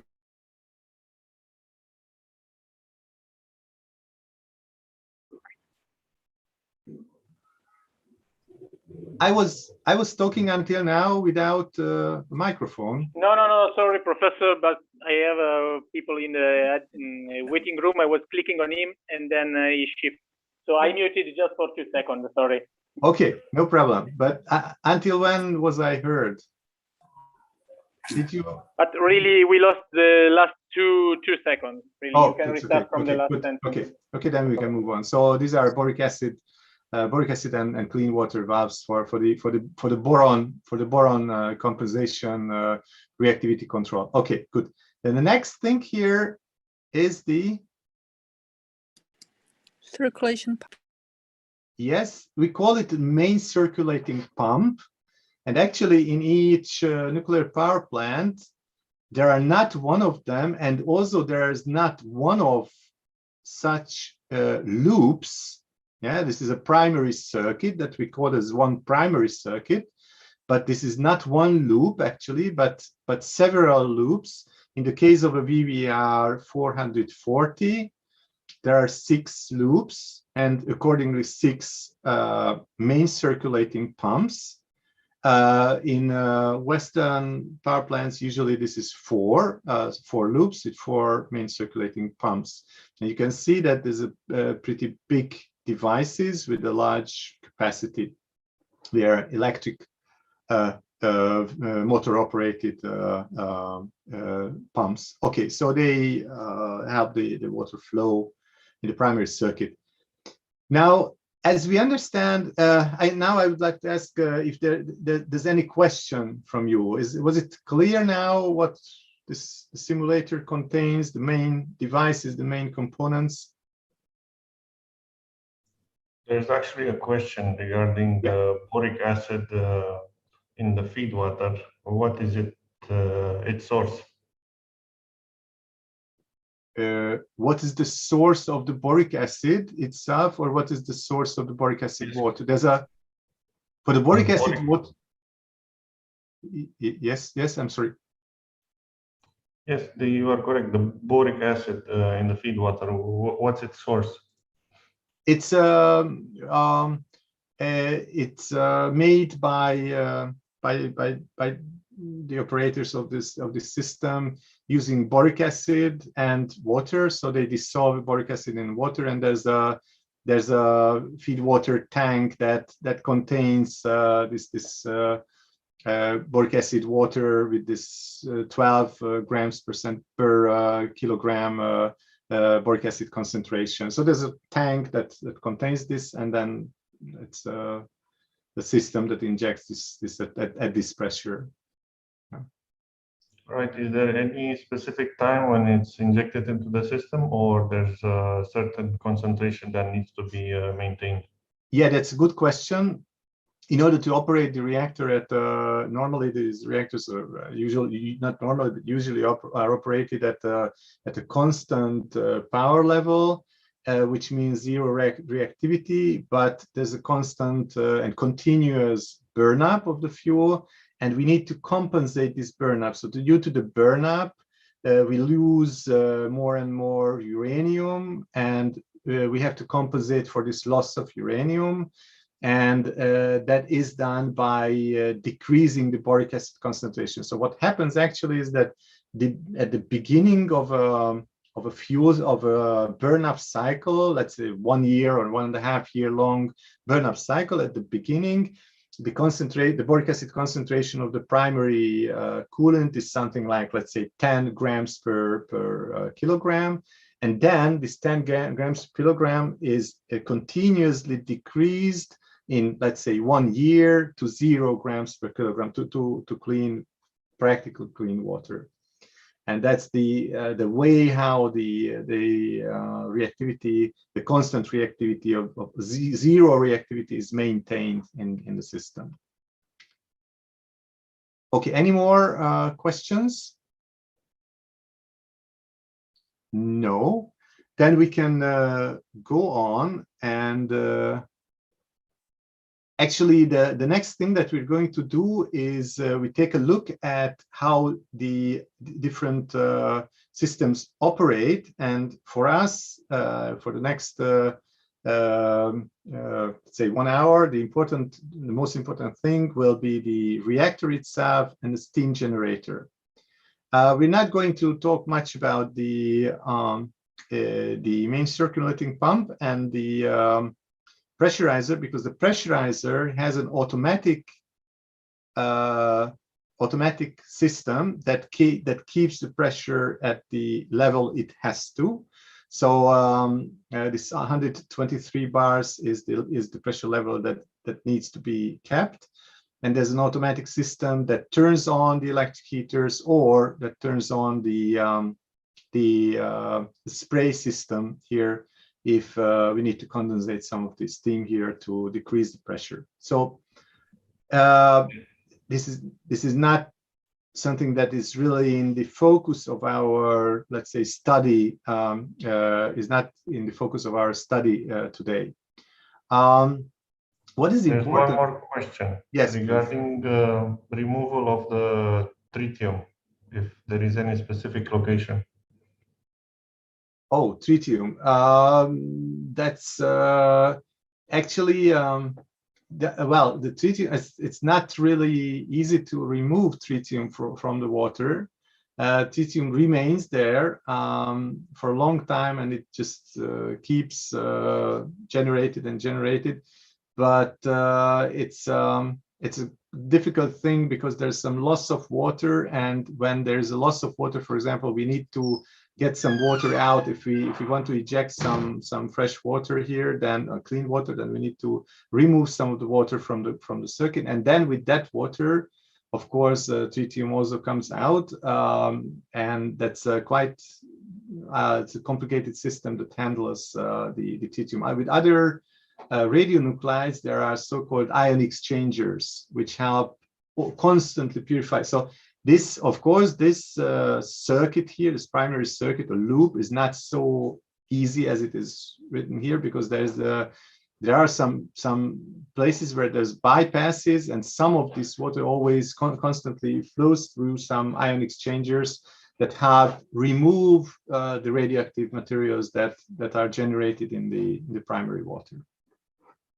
Okay, so now let's move on, and let's try to understand how the whole thing works. So what I'm going to do is that I start the simulation, and I'm going to show you some interesting and important things that we can actually do with this system, because what we do now is that the system operates constantly, and then we can take a look at this in this time graph. On this time graph, we can see that all the quantities which are shown here, I will tell you what these are. All these quantities are just remain constant, because as we can see here, no quantity changes. Now, first, we need to understand why there isn't any change. So in terms of physics, in terms of let's say, engineering or physics, yeah, what do you think is the principle that tells us and that helps us to maintain this, maintain the constant values for these parameters, or all the parameters now? So what I'm asking is that now our reactor is operating at 100% power, which is 1,485 megawatts of nuclear power, heat power. And why is why nothing is changing? So what's the reason for that?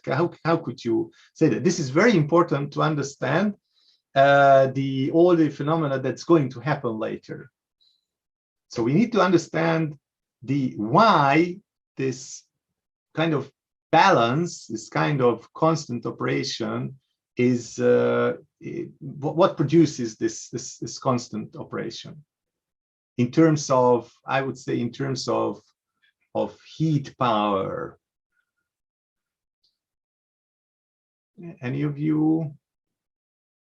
Maybe I can rearrange a little bit the question. Maybe like so, second law of thermodynamics. Excuse me?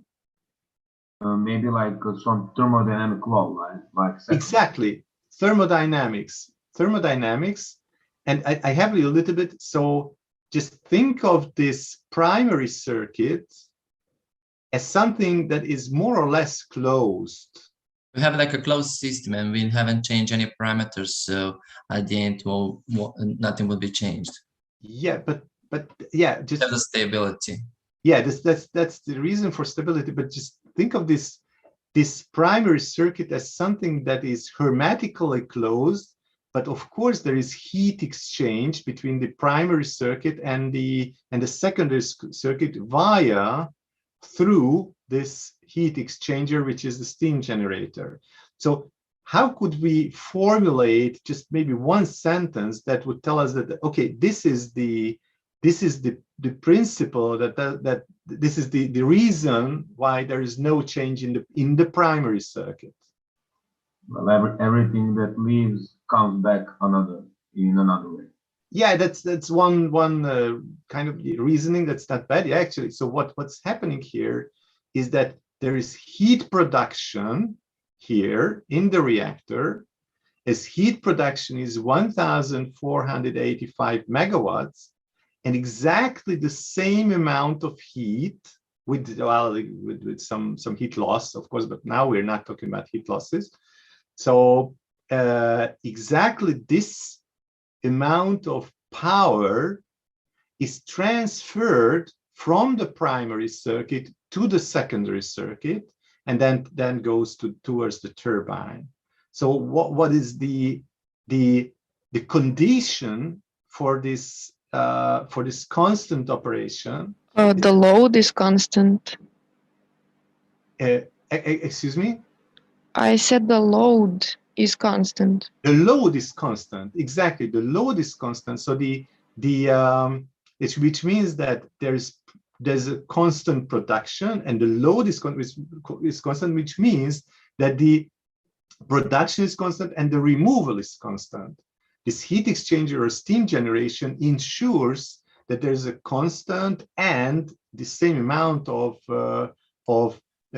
heat power removal of heat from the primary circuit. So here is the production for now. If we take a look at the primary circuit only, then this produces the heat, and this device takes away the heat from the primary circuit, and the two things must be the same. And this is ensured in our system, in our basic principle simulator. This is ensured by 100% operation, 100% opening of this steam valve, turbine valve or steam valve, both names are correct, and 100% operation of this reactor power. So the reactor power is only 100%. So what's going to happen? What do you think? What's going to happen if I want to decrease the power in this system? So I say that, okay, I'm the operator of this reactor, and I was told by there's an electricity grid, and they say that, okay, now we can go down to 80% power because there's no need for so much power that we're producing here. So we would go down to 80%. So now somehow we need to decrease the power of the turbine actually to 80%, which means that I need to close down this valve to 80%. What's going to happen then? Now I'm going to show that to you, And what I'm going to do is that, okay, just let me pause it and restart, because then we start from 0 seconds. And then what I'm going to do is that there's we can actually change the control system, whether it should be automatic or manual. Now we can see that the system is automatic. So there is this R automatic. There is an automatic system working now, which means that the reactor is controlled automatically. So very simply, what I can do, and this is done actually in a real nuclear power plant, is that I can very simply go to this turbine menu and close this turbine valve, let's say 10%. This actually closes only one valve by 5%, you see now. So I push it again, and then it is closed now to 95%, and then again. And I mentioned I would close it down to 90%. Yeah, and I stop it for a moment. You can see that all of a sudden our control rod started to move in. Why? Because something happened in the system. And of course, now if we compare, let's go to the time graph. What we can see now is that, you see this thing here, this is this magenta, let's call it magenta. The magenta color shows us the turbine power. So I myself decreased the power of the turbine, which was done by closing down the valve that lets the steam towards the turbine. I closed it down to 90% first, 2.5%, again 2.5%, and one more time. So this is now 90% of the original value. And what was the condition of balanced operation? The condition for balanced operation is that the nuclear power, which is the blue thing, should be equal, not parallel, not constant. It should be equal to the power taken towards the turbine. And now we can see that this is not equal. This is definitely not equal. So somehow the system detects, this automatic system detects, we will come back to this in a moment. So the system detects somehow that there is a definite difference between the power that goes towards the turbine and between the power that is produced in the reactor. The power produced in the reactor is still 100%, and the power that goes towards the turbine is a lot less. This is a very big difference, actually. Even 1 or 2% is a big difference, but in this case, 10% is a huge difference. Because now we're talking, you can see that we're talking about 1,400 megawatts. So 10% is actually almost 150 megawatts, which is a huge difference. Okay, so what's going to happen is that because the system detects, this automatic regulation system detects that something must be done, because otherwise it's not going to be a good end. So it detects, and then what it does is that you see the position of the control rod, which is shown in this light yellow, is decreased. So at this point, the position of the control rod, the control rod, not the safety rods, but the control rod is decreased. Yeah, you see this is decreased, and therefore the power of the reactor decreased.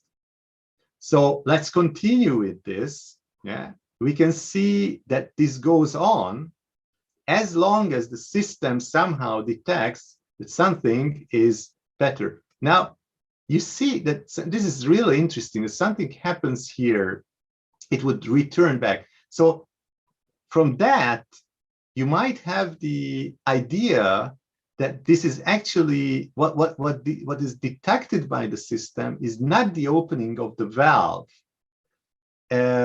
because it's very difficult. It would be, in terms of engineering, it would be extremely difficult to tell the power that is taken towards the turbine from the opening of this valve. It is something different. So now we should, based on this, you should somehow understand what is the parameter that changes very quickly. I will show that to you one more time. So I will restart it. I start it again, and with it in the turbine menu, the whole system is in automatic operation. And please take a look at all the parameters and don't focus on the pressurizer. Pressurizer is not important for us. So the primary pressure will change, but that's not the parameter. I tell you, that's not important. So don't bother about the primary pressure. Something else, okay? So please take a look at all the parameters and try to understand what's happening, what changes that would invoke the operation of the automatic control system in the reactor. So what I'm going to do again is that I push this -5 one more time. It's enough, maybe one more time, and then that's enough, and don't need that. Yeah. So now we reduced the opening of this turbine valve, and please take a look at what's happening and when this started. What do you think is the first thing that changes? The first physical parameter that changes? I'm not sure if you could observe it. Control rod drop. Yeah, the control rod started to move, but what do you think is the control rod is moved automatically, but this automatic movement, of course, is there must be some system that changes temperature difference. Delta T. Temperature difference change. Okay, let's do it again. Okay, I start it again, and then I will just modify this with 5%. Yeah, one more time, and then I will pause it. Okay, so again, you see now the temperature difference is 31.8 instead of 31.9. Let's move on. Now things are changing a little. Oops. Okay. You see, instead of 31.9, we are at 31.6 Celsius. So actually, there's a 0.3 Celsius difference here. Do you think that is enough to? So can we actually measure this difference at such a high precision that this would be enough to well, this could be actually something that, yeah, this could be, but this is not the case. There's another parameter that changes much. Maybe the ratio of the powers. Yes. Yeah, it only changes because there's a change in the system. No, it's a little bit more difficult to understand what's the ratio here. No, please don't focus that. So focus here somewhere. I'm going to help you a little bit. Try the flow, maybe. No, I restarted. So try to focus on the steam generator, okay? And then how it started, and I changed the valve.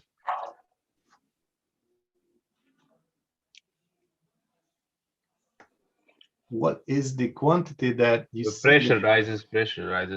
Exactly. This pressure. Exactly this pressure. So now I don't stop it. I go to the time graph. You see, this light blue is the pressure in the steam generator. And you see, this increases very quickly at the very moment. Why? Of course, because if we close this valve, then the actual heat that produces the steam in the steam generator remains the same, because the reactor is generating the same amount of heat power at that moment. So in the primary side of the pressurizer, we have constant heat generation. We have the same amount of how should I say, heat production, heating of the secondary side water. So steam is generated at the same capacity, at the same speed. On the other hand, we close this valve, so we are sure that the pressure here increases very quickly. That must increase very quickly. On the other hand, we said that there's one very important parameter that we need to keep constant, that is the steam pressure. So the one of the parameters, actually one of the most important parameters that is used for controlling the nuclear power plant, is the pressure in the steam generator, the steam pressure, not in the steam generator, but the steam pressure actually. So this pressure is, if it is constant, then there's no problem. And now we can take a look on the time graph, what happened. Oh, well, you see, this is beautiful. I mean, now we can go back and we can see what happened actually, that the pressure in the steam generator as a steam pressure actually went up, but then it started to go down because the system reduced the reactor power by decreasing the height of the control rod, pushing the control rod into the reactor, and then reducing the reactor power, and then inducing a state in which the power produced in the reactor becomes the same as the power taken away as heat. Because this, again, this parameter, which is the steam generator pressure, steam pressure, is very, very sensitive to whether the heat produced in the reactor is the same amount as the heat taken away towards the turbine.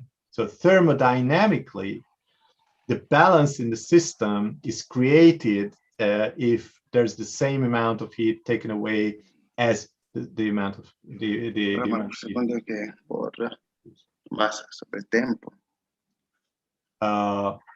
Somebody wanted to ask a question.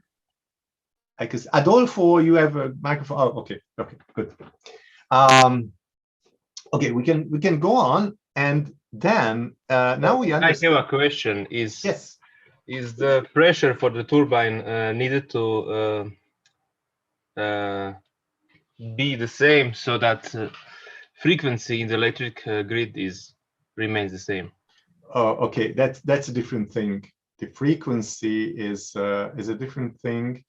That's done by, I don't exactly understand. I'm now in this nuclear business for 28 or 29 years, but I'm a physicist, and I'm working with reactors and on the primary side of this thing, and I still don't really understand how they keep so much constant the frequency. So please ask someone else who knows that part. I don't want to say something that is stupid because that's not my field. So I cannot tell you exactly how they keep, but somehow they keep it very, very constant. Yeah.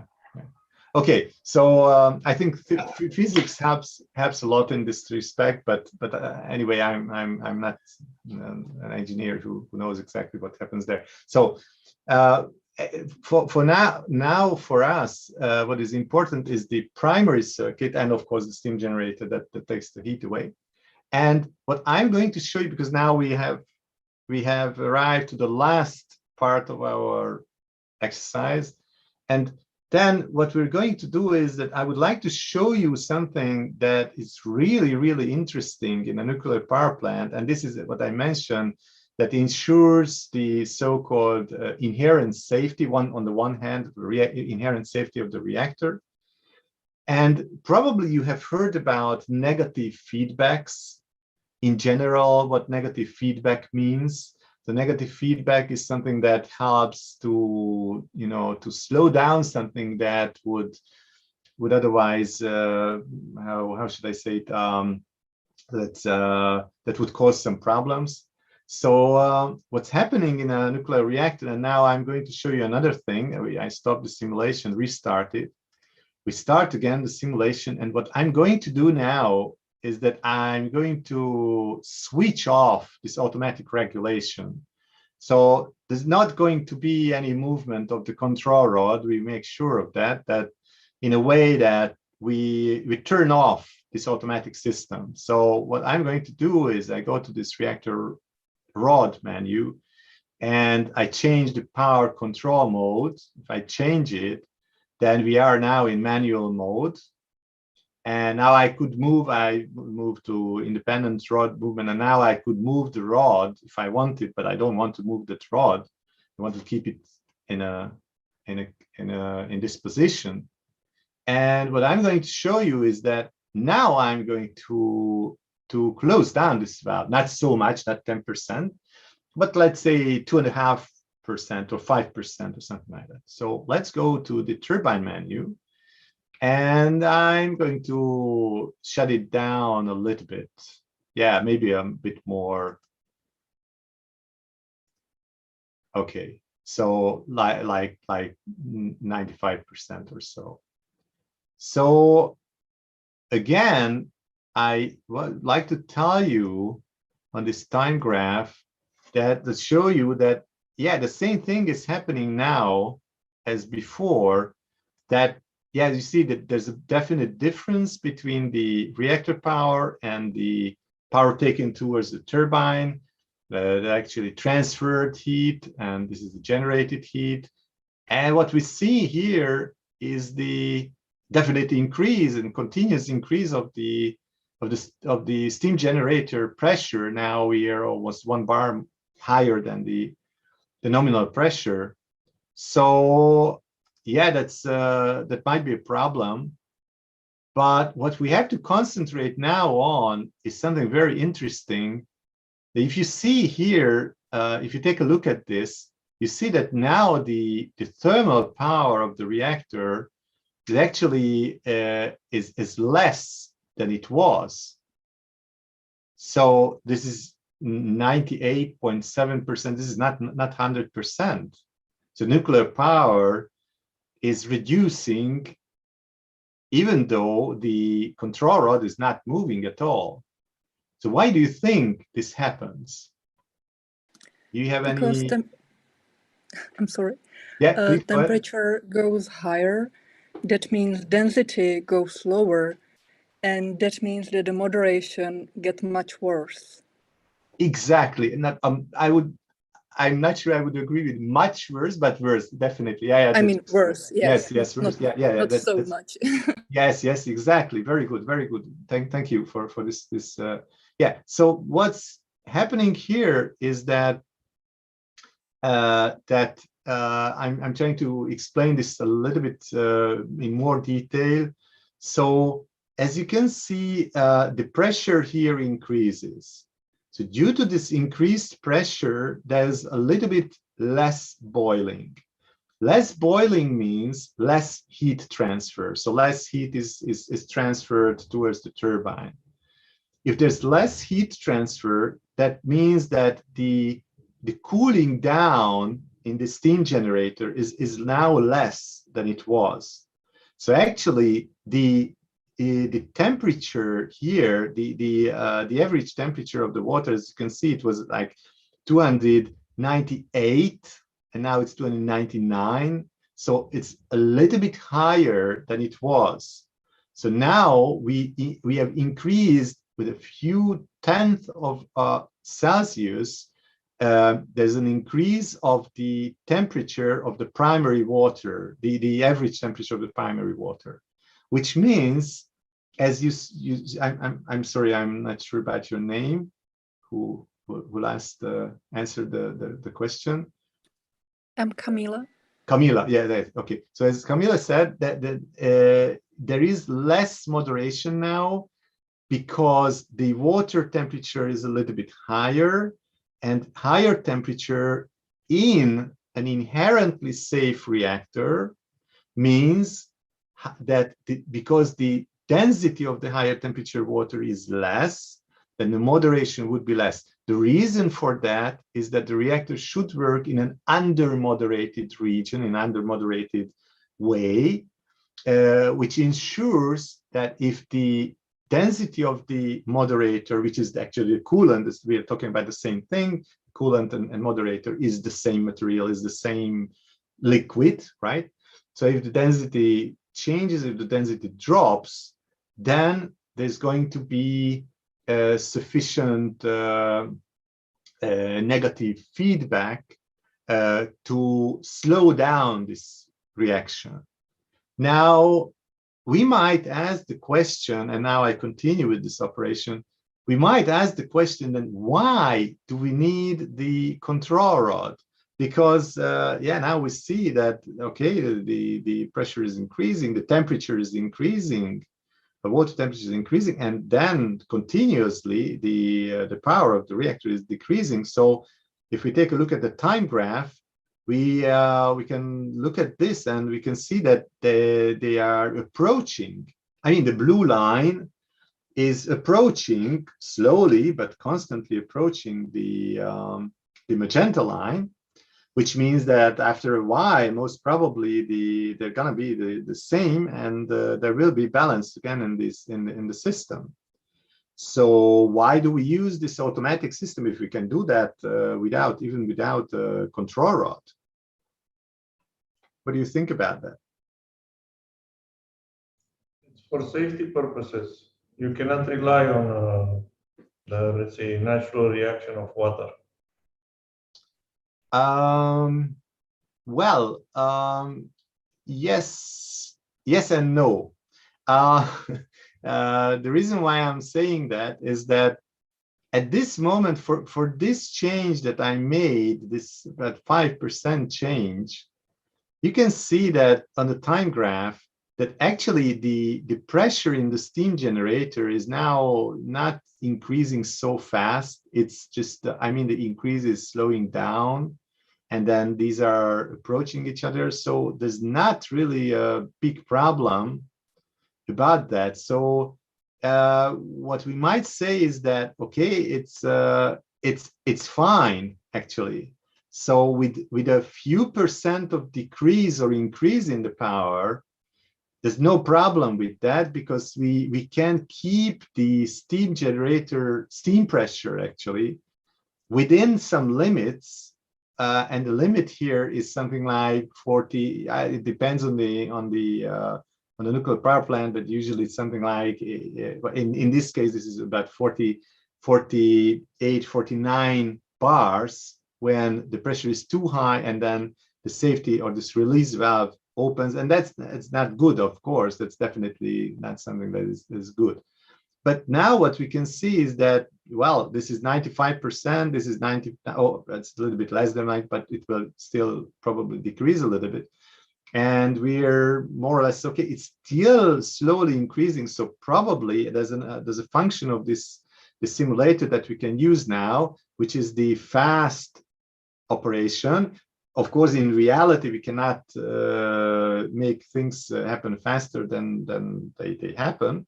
But with the simulator, we can do it. We can push this button, actually, and then now time is ticking much faster than reality. And now we can see if there's any problem with this relief valve, and it seems that no. And this is actually it was 95, 94.5 and 94.5. So there should be on the time graph something that is more or less not only parallel but the same. So now we have the pressure in the primary circuit is not important, because because in the pressurizer, what needs to happen, that will happen, because we still rely on automatic operation. That would be another exercise to understand what's happening in the pressurizer. That's a longer story. But anyway, that does its role, and it's doing its role, and it keeps the water temperature constant, water pressure, primary water pressure constant. So that's okay now, and it seems that that now we have a constant operation. Very nice. Now let's start it again, but now with a more drastic change. And now I'm going to change with 10%, to close down it with this valve with 10%. So again, with the rod, sorry, I have to start it. With the rod, I move into manual and manual independent. Yeah, now we can move the rod if we wanted to, and then we are going to go to the turbine menu, and now I'm going to decrease this with quite drastically to 90%, and still you see the pressure is increasing and there's no movement of the rod because there's no automatic movement. We switched it off, and for a moment I paused this just in order to we have enough time to take a look at this. So now you can see that the pressure in the pressurizer is increasing very fast. Now we are, and of course the power of the reactor is decreasing. We can see that now it's 95% of the nominal power, but we should go down to 90%, and in that time we will get very quickly to that pressure at which this relief valve will open. So let's see what's happening.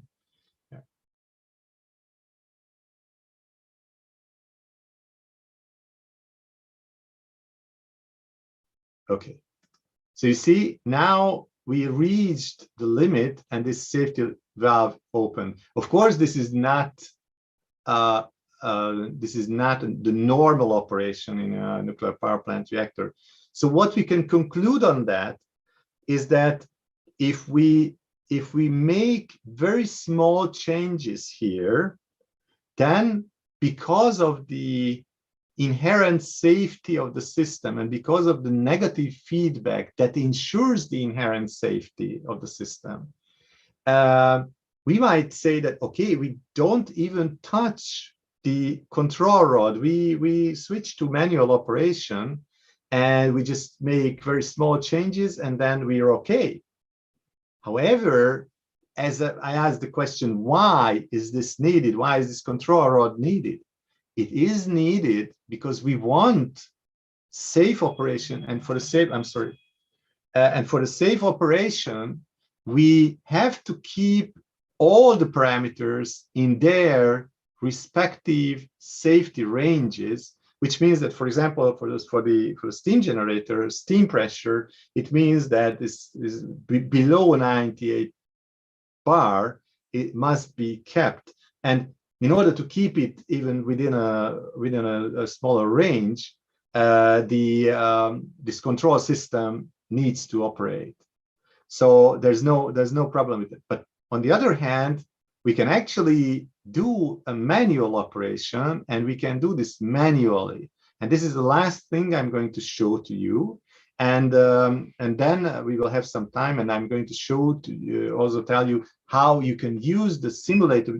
You can do exactly the same thing at home with your own simulator that we've given to you under this DOS box. I will tell you how you can do exactly the same thing, but not using your mouse, but with buttons, because as I mentioned, it's an older program and you have to use buttons, keys on the keyboard, and then with that you can use the same operation and same changes in your nuclear power plant. Okay, so I will restart. I start it again, and I will go to the reactor in the rod menu and change the operation to manual mode. And now I show you that if I push this button, here, for example, I can change the height of the control rod. Okay, I might move back to the same value, okay, to 15. We're operating, let's say, at around 100%. There's no problem with this. Let's take a look at the time graph. It's okay, still no problem. Yeah, there was a little bit of change here because I showed this operation to you. But now what we're going to do is go to the turbine menu, and I'm going to introduce a pretty big change now. let's say 5% and then again 5%. So what I'm going to do is that change and change again, and then with the I'm going here and then reduce the nuclear power. I can see now it's 95%, and I can go down with the nuclear power to 95%. So I'm going down even a little bit more. I can take a look at the time graph. What I'm doing now, you see, is that I'm decreasing manually using the control rod. I'm decreasing manually the power of the reactor, and I can see now that the increase of the steam pressure has stopped. It went down. I can go back to here, and I can again induce a change of 5%. Now we are at 90, and I'm going to push my control rod even more into the reactor to go down to something like 90% power. And take a look at the time graph. And what I have done is, well, probably it's quite similar to what the automatic system would do. Maybe the automatic system, because it feels and it observes that the steam pressure is still quite high, therefore, probably the automatic system would still reduce the power of the reactor first, and then would go back. So I would do that, go down a little bit with the power of the reactor, even more a bit, and then we will come back with that. So now we just help the steam pressure go back to this normal range, and then when it happens, then we're actually going back to the power, because it's important that the power produced is equal to the power that's taken away. So now a little bit higher, and now it's more or less exactly the same. So on the time graph, we are seeing that, yeah, mostly the quantities are not changing. We can and now it's fast. So in real time, I kept it in it's fast. So it was pretty quickly. It was done pretty quickly. But yeah, we can switch to fast, and we can see that there's not real much change here. So you can actually do the whole thing in fast. I'm sorry, I didn't realize that I was in a fast mode. Okay, so this is what's happening here. Okay, so what is important, and I again tell you that you can experiment with this, that this negative feedback can be changed, and in the system it is possible to even set a positive feedback, and then you can understand and you can experiment with that, how much problem that might cause. So now what I would like to show to you is I'm going to stop the screen sharing, and I'm going to share with you another screen. So what the way that now I know first is, if there's any question, please ask as many questions as you wish, and then we'll still have some minutes to show you the other simulator.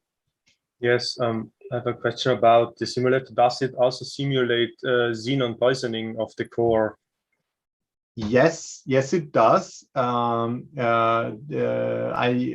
don't have now enough time to show that to you, but with the simulator that you have at home, I mean, we just sent to you, it is possible. There's a xenon mode of this simulator, not the same mode. You have to change when you start the simulator. You have to select which mode of operation you want to use the simulator in, and there's the simulator has a xenon mode in which the xenon poisoning is simulated. Of course, in this I'm sorry, in this mode that we just used, you could see that things are, yeah, we are in real time, and the xenon poisoning happens within just hours or days, and it would not really be good to sit in front of the computer and sit a couple of hours to see if there's any change in the xenon poisoning. So in that mode of operation, everything is happening much faster. So in about 1 minute, there's 1 hour of change or something like that. So that's much faster, but that's another mode of operation. Yeah, that's actually a good question. Any other question regarding the? Yes, we now saw that if you change something in the secondary circuit, there's this negative feedback by the reactor. Does it also work the other way around if something happens inside the reactor that the second system? No, it doesn't work. There's no feedback from the other. But what works actually is there's another way for an automatic control. So if you change the normally in a nuclear power plant, the reactor the operators might change the power of the reactor, and then there's an automatic change in the turbine valve. So that's another way of controlling the whole system, but that's not because negative feedback. No. Okay, thank you. The negative feedback only works in that direction, in this direction that we just saw. Any other question, or should we take a look at the other simulator that you have? Okay, let's see that. I'm starting my DOS box. So what you are going to do is you're going to have installed this DOS box, DOS box. Okay, I put here in the chat. This is called DOS box. Okay, you just search this with Google. Yeah, that's dosbox.com, and then you can download it from there. And then I'm going to show you what you should do here. Yeah, you're going to see this screen. And then, for example, in my case, this PC squared, this older simulator, is in a directory which is on the E drive, and the directory's name is PC2. So what I do here is that I mount this as a drive. So I mount as let's call it X, or any letter that is no drive, X. And in my case, this is E and PC2. Simply now it says that drive X is mounted as local directory E PC2.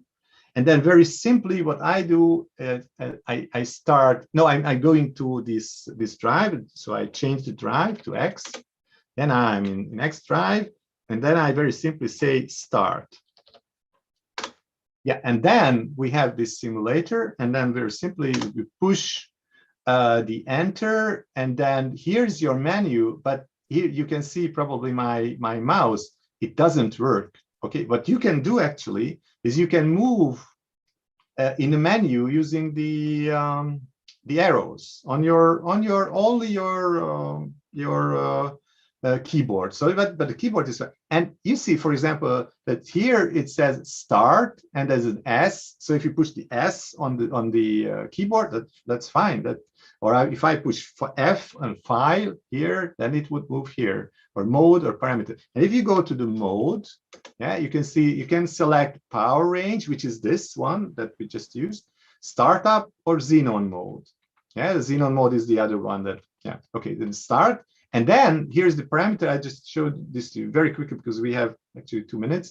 So with the parameter menu, you can actually change the turbine, the starting turbine level. You can change the automatic control rod height, the reactivity coefficients. And these reactivity coefficients are very important. These are responsible for the negative feedback because both of them are negative. We have negative feedback, but in the simulator, it is possible. Actually, it is the range. You see this minus 80 times e to the minus 5 to plus 40. So actually it is possible to use plus 40, which is actually absolutely a positive feedback. You can try that. You can try to stabilize the power. You will see that this is extremely difficult. Okay, so but then we actually finish, yeah, and then we start the simulation, and then oops. I'm not sure what happened now. I think it's because it happened already that with Zoom, I will probably have to restart it. I'm sorry. I need to start it first and then use the Zoom.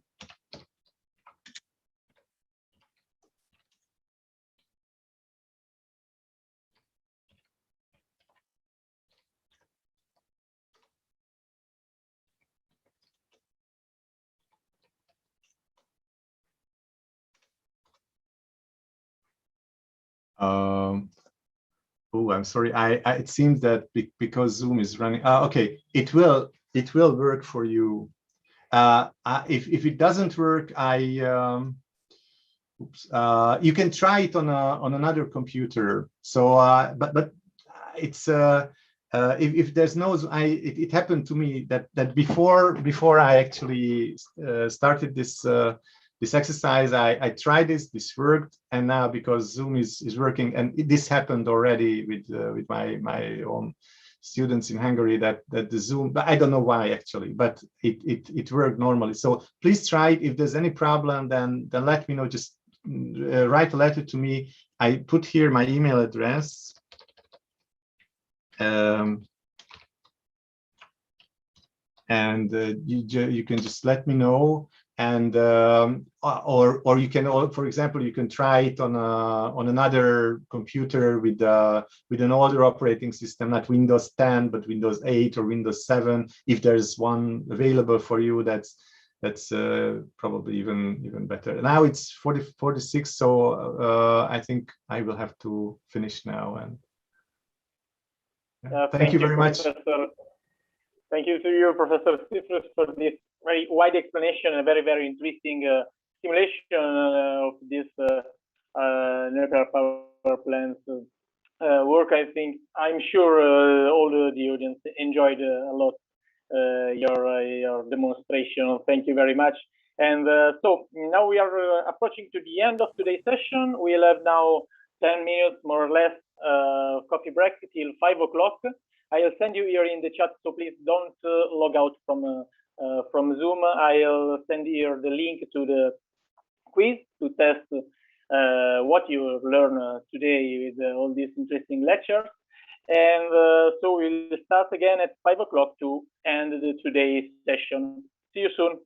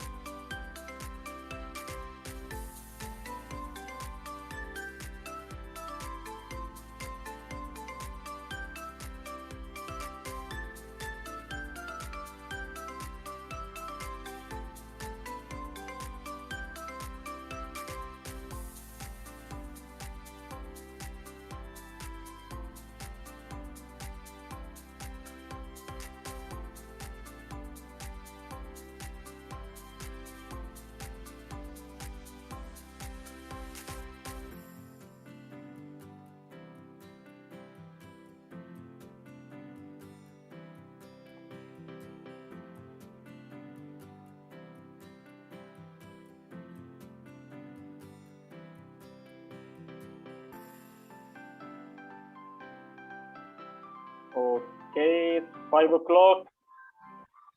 We are almost all back, I think. No one left the session. So now I can see 17 participants. There are still 7 missing, I think, as I counted 24 participants today, except for my double account and Kirsten, of course, and Professor Sifus. So we should have 24 participants. Okay, now there are coming 20. I can start sharing my screen.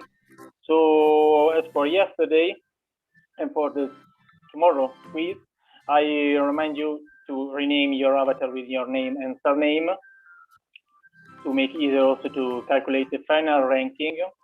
Today is a quiz, especially for the nuclear energy session. And let's move to the quiz. Again, I'm going to share it on Zoom, but I suggest you to follow the link and go on with the screen you are using, following the link. So only one participant is missing, and then we can really start. I remind you today we have 18 questions and 25 seconds for each question. Good luck to all again. Let's wait a bit more for the last participant, and when will be 24, we'll immediately start.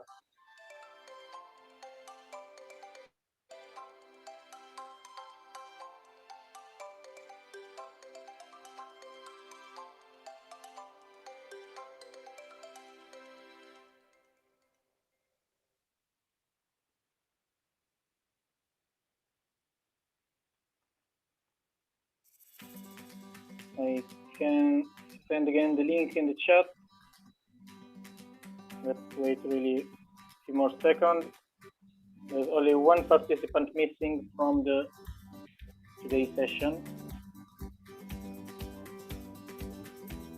Okay, now someone left, so I think we are all ready. Just a quick check.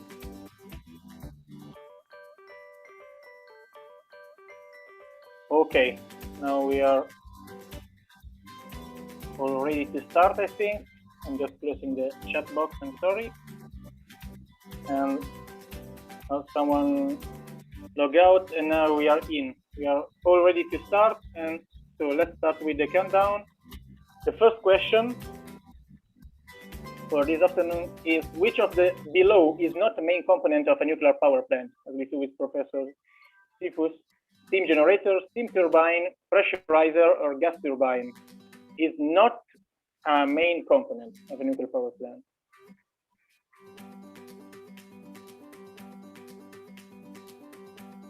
Few seconds left. Everyone has voted. And the correct answer is the last one, gas turbine. Congratulations. Let's move to the next one. Question 2.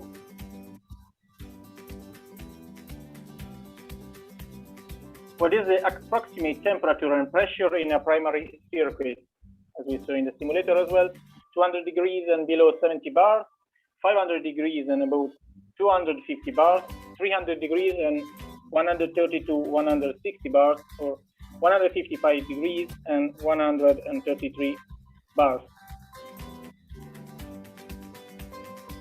There's 3 seconds left.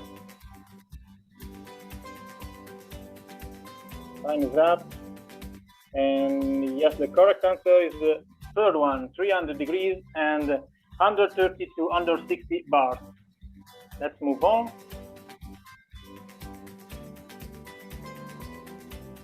Third question.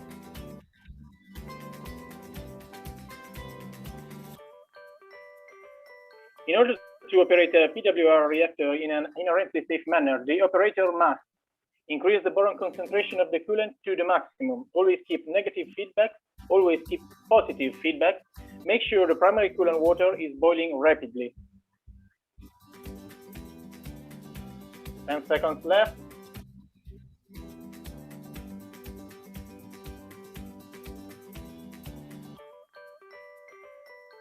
Okay, now everyone is voted. And the correct answer is always keep negative feedback. Congratulations.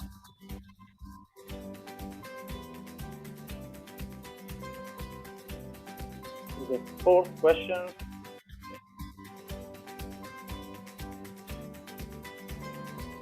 In order to make thermal balance between the primary and the secondary circuit, primary coolant must boil in the steam generator. Steam generator power must be equal to reactor power. Steam generator power must be much larger than the reactor power. The fission reaction rate must be constant in time. Few seconds left.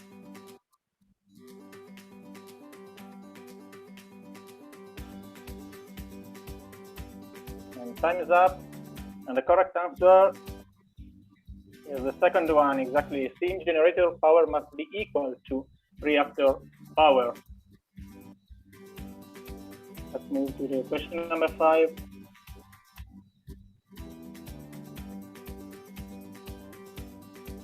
Doppler feedback is an interesting property of the moderator due to its boron content. Phenomenon happens in the cladding if of the fuel due to thermal expansion, a property of the control rod due to fine motion on an important phenomenon that happens when fuel temperature increases. Still some missing answers. Okay, everyone has voted last minute thanks to some votes. And the correct is the last one. Is an important phenomenon that happens when fuel temperature increases. Let's go on. Number 6. In a safely operating nuclear power plant reactor, the temperature increase of the moderator decrease reactivity and thus slow down chain reactor, decrease reactivity and thus speed up chain reactor, increase reactivity and thus slow down chain reactor, or increase reactivity and thus speed up chain reactor.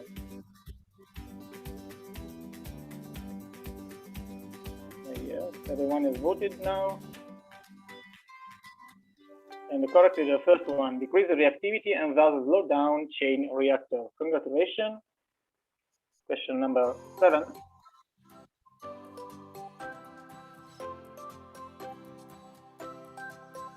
What is the main function of the pressurizer in the PWR?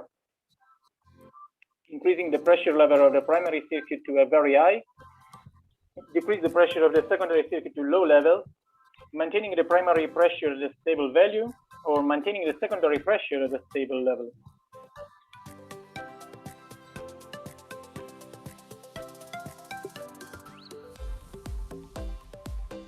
Everyone is voted again, and yes, congratulations, most of you.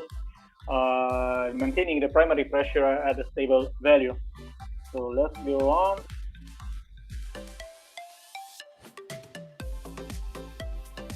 Question number 8. What is the main function of the basic principle simulator? It's a good program for gaming. NPP operators can learn the set point parameters. Secondary school pupils at physics classes use it for exams. University students can learn the fundamentals of NPP safe operation.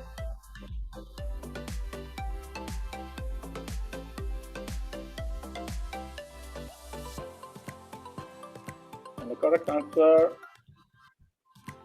is the last one. University students can learn the fundamentals of NPP safe operation. Question number 9, and the half of the quiz.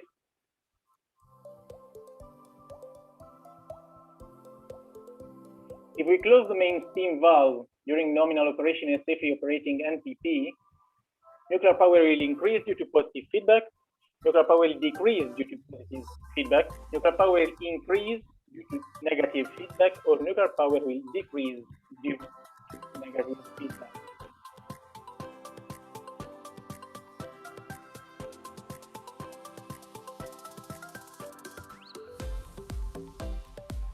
Time is up. Everyone is voted. And the correct answer is the last one. Nuclear power will decrease due to negative feedback. Congratulations. Let's move to the second half of the quiz.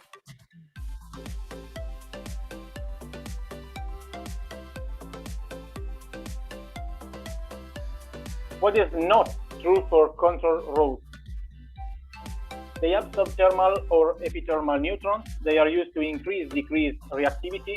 During reactor operation, they are always fully withdrawn. They can move automatically. So what is not true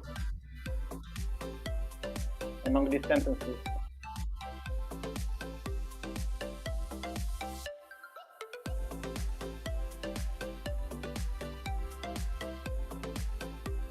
Yes, exactly. It's not true that during reactor operation they are always fully withdrawn. Congratulations. Question number 11.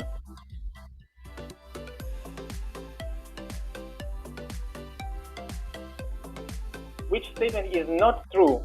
Monte Carlo simulation method can be used only in reactor physics, can be used in reactor physics and shielding analysis, follow the random walk of particles using random numbers, or require fast computers to model large systems.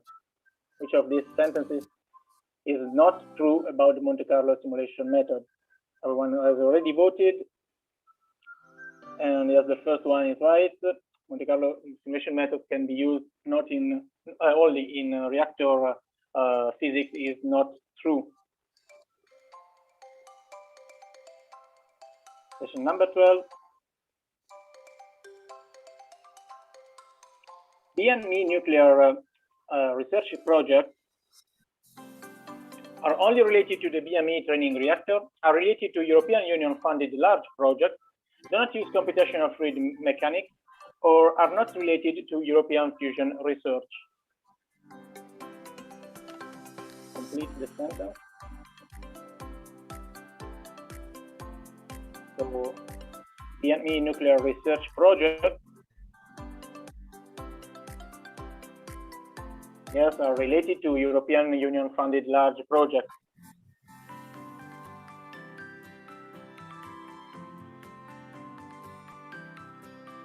Sorry, I got an email. And then question number 15. The BME training reactor is very old and does not safe, cannot be used by students. Very safe and students perform many exercises on it. Uses natural uranium as fuel or a sodium-cooled fast breeder reactor.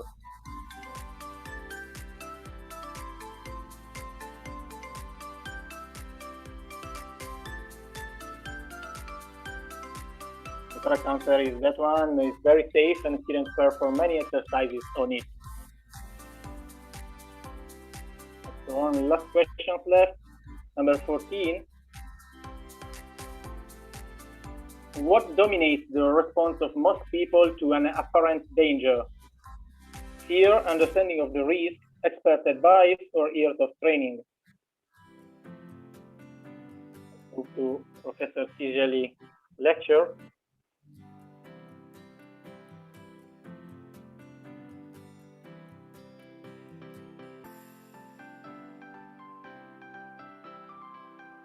And as we saw with his examples, yes, the right answer is the first one.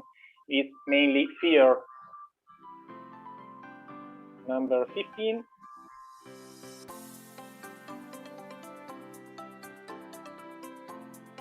What dominates the response of a trained professional to an apparent danger? Fear, understanding of risk, expert advice, years of training.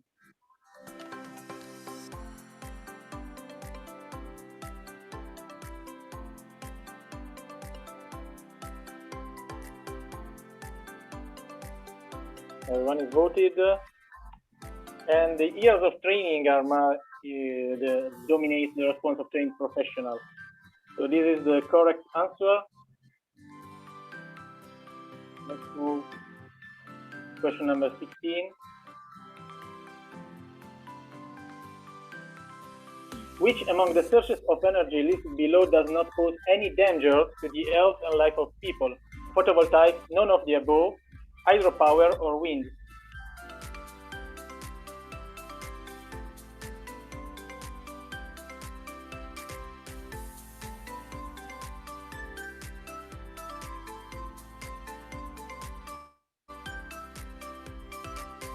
Everyone has already voted.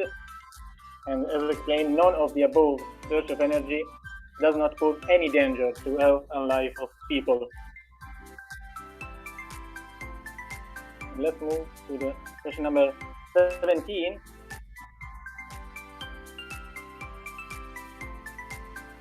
Safe operation of complex technologies depends strongly on knowledge, training, motivation, and behavior of operators, knowledge, training, motivation, and behavior of managers, balanced approach toward developing man, technology, organization, or strong investment in improving the technology.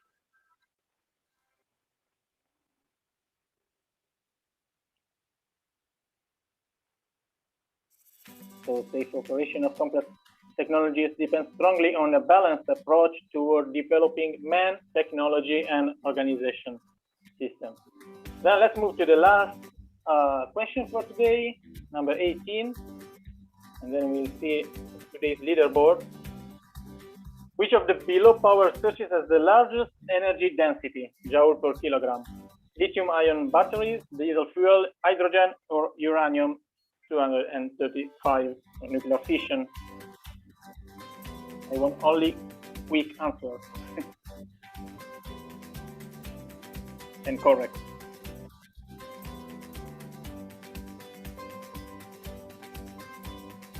And the correct answer is uranium-235. Yes, congratulations. So let's see the today's leaderboard for nuclear energy session quiz. And congratulations to Tobias Lightgate for the first place for today. I remind you that it's not the final ranking. We have again a quiz tomorrow, and then we will sum all the results you achieved in each of these quiz. So thank you all. I'm going to stop sharing my screen and to activate the other device I'm using. Okay. I need to be multitasking today. So today's session is over. I thank you all for your participation, and I invite you to join also tomorrow with the program, starting in the morning again for the medical physics, and then in the afternoon for the nuclear energy. Each session will have an ending last quiz session after each of them. And so enjoy your evening and see you tomorrow. Bye. Yes, thanks so much. Thank you. Goodbye. Thank you. Okay. Bye. Thank you so much. Yeah. Bye. Thank you. Thanks.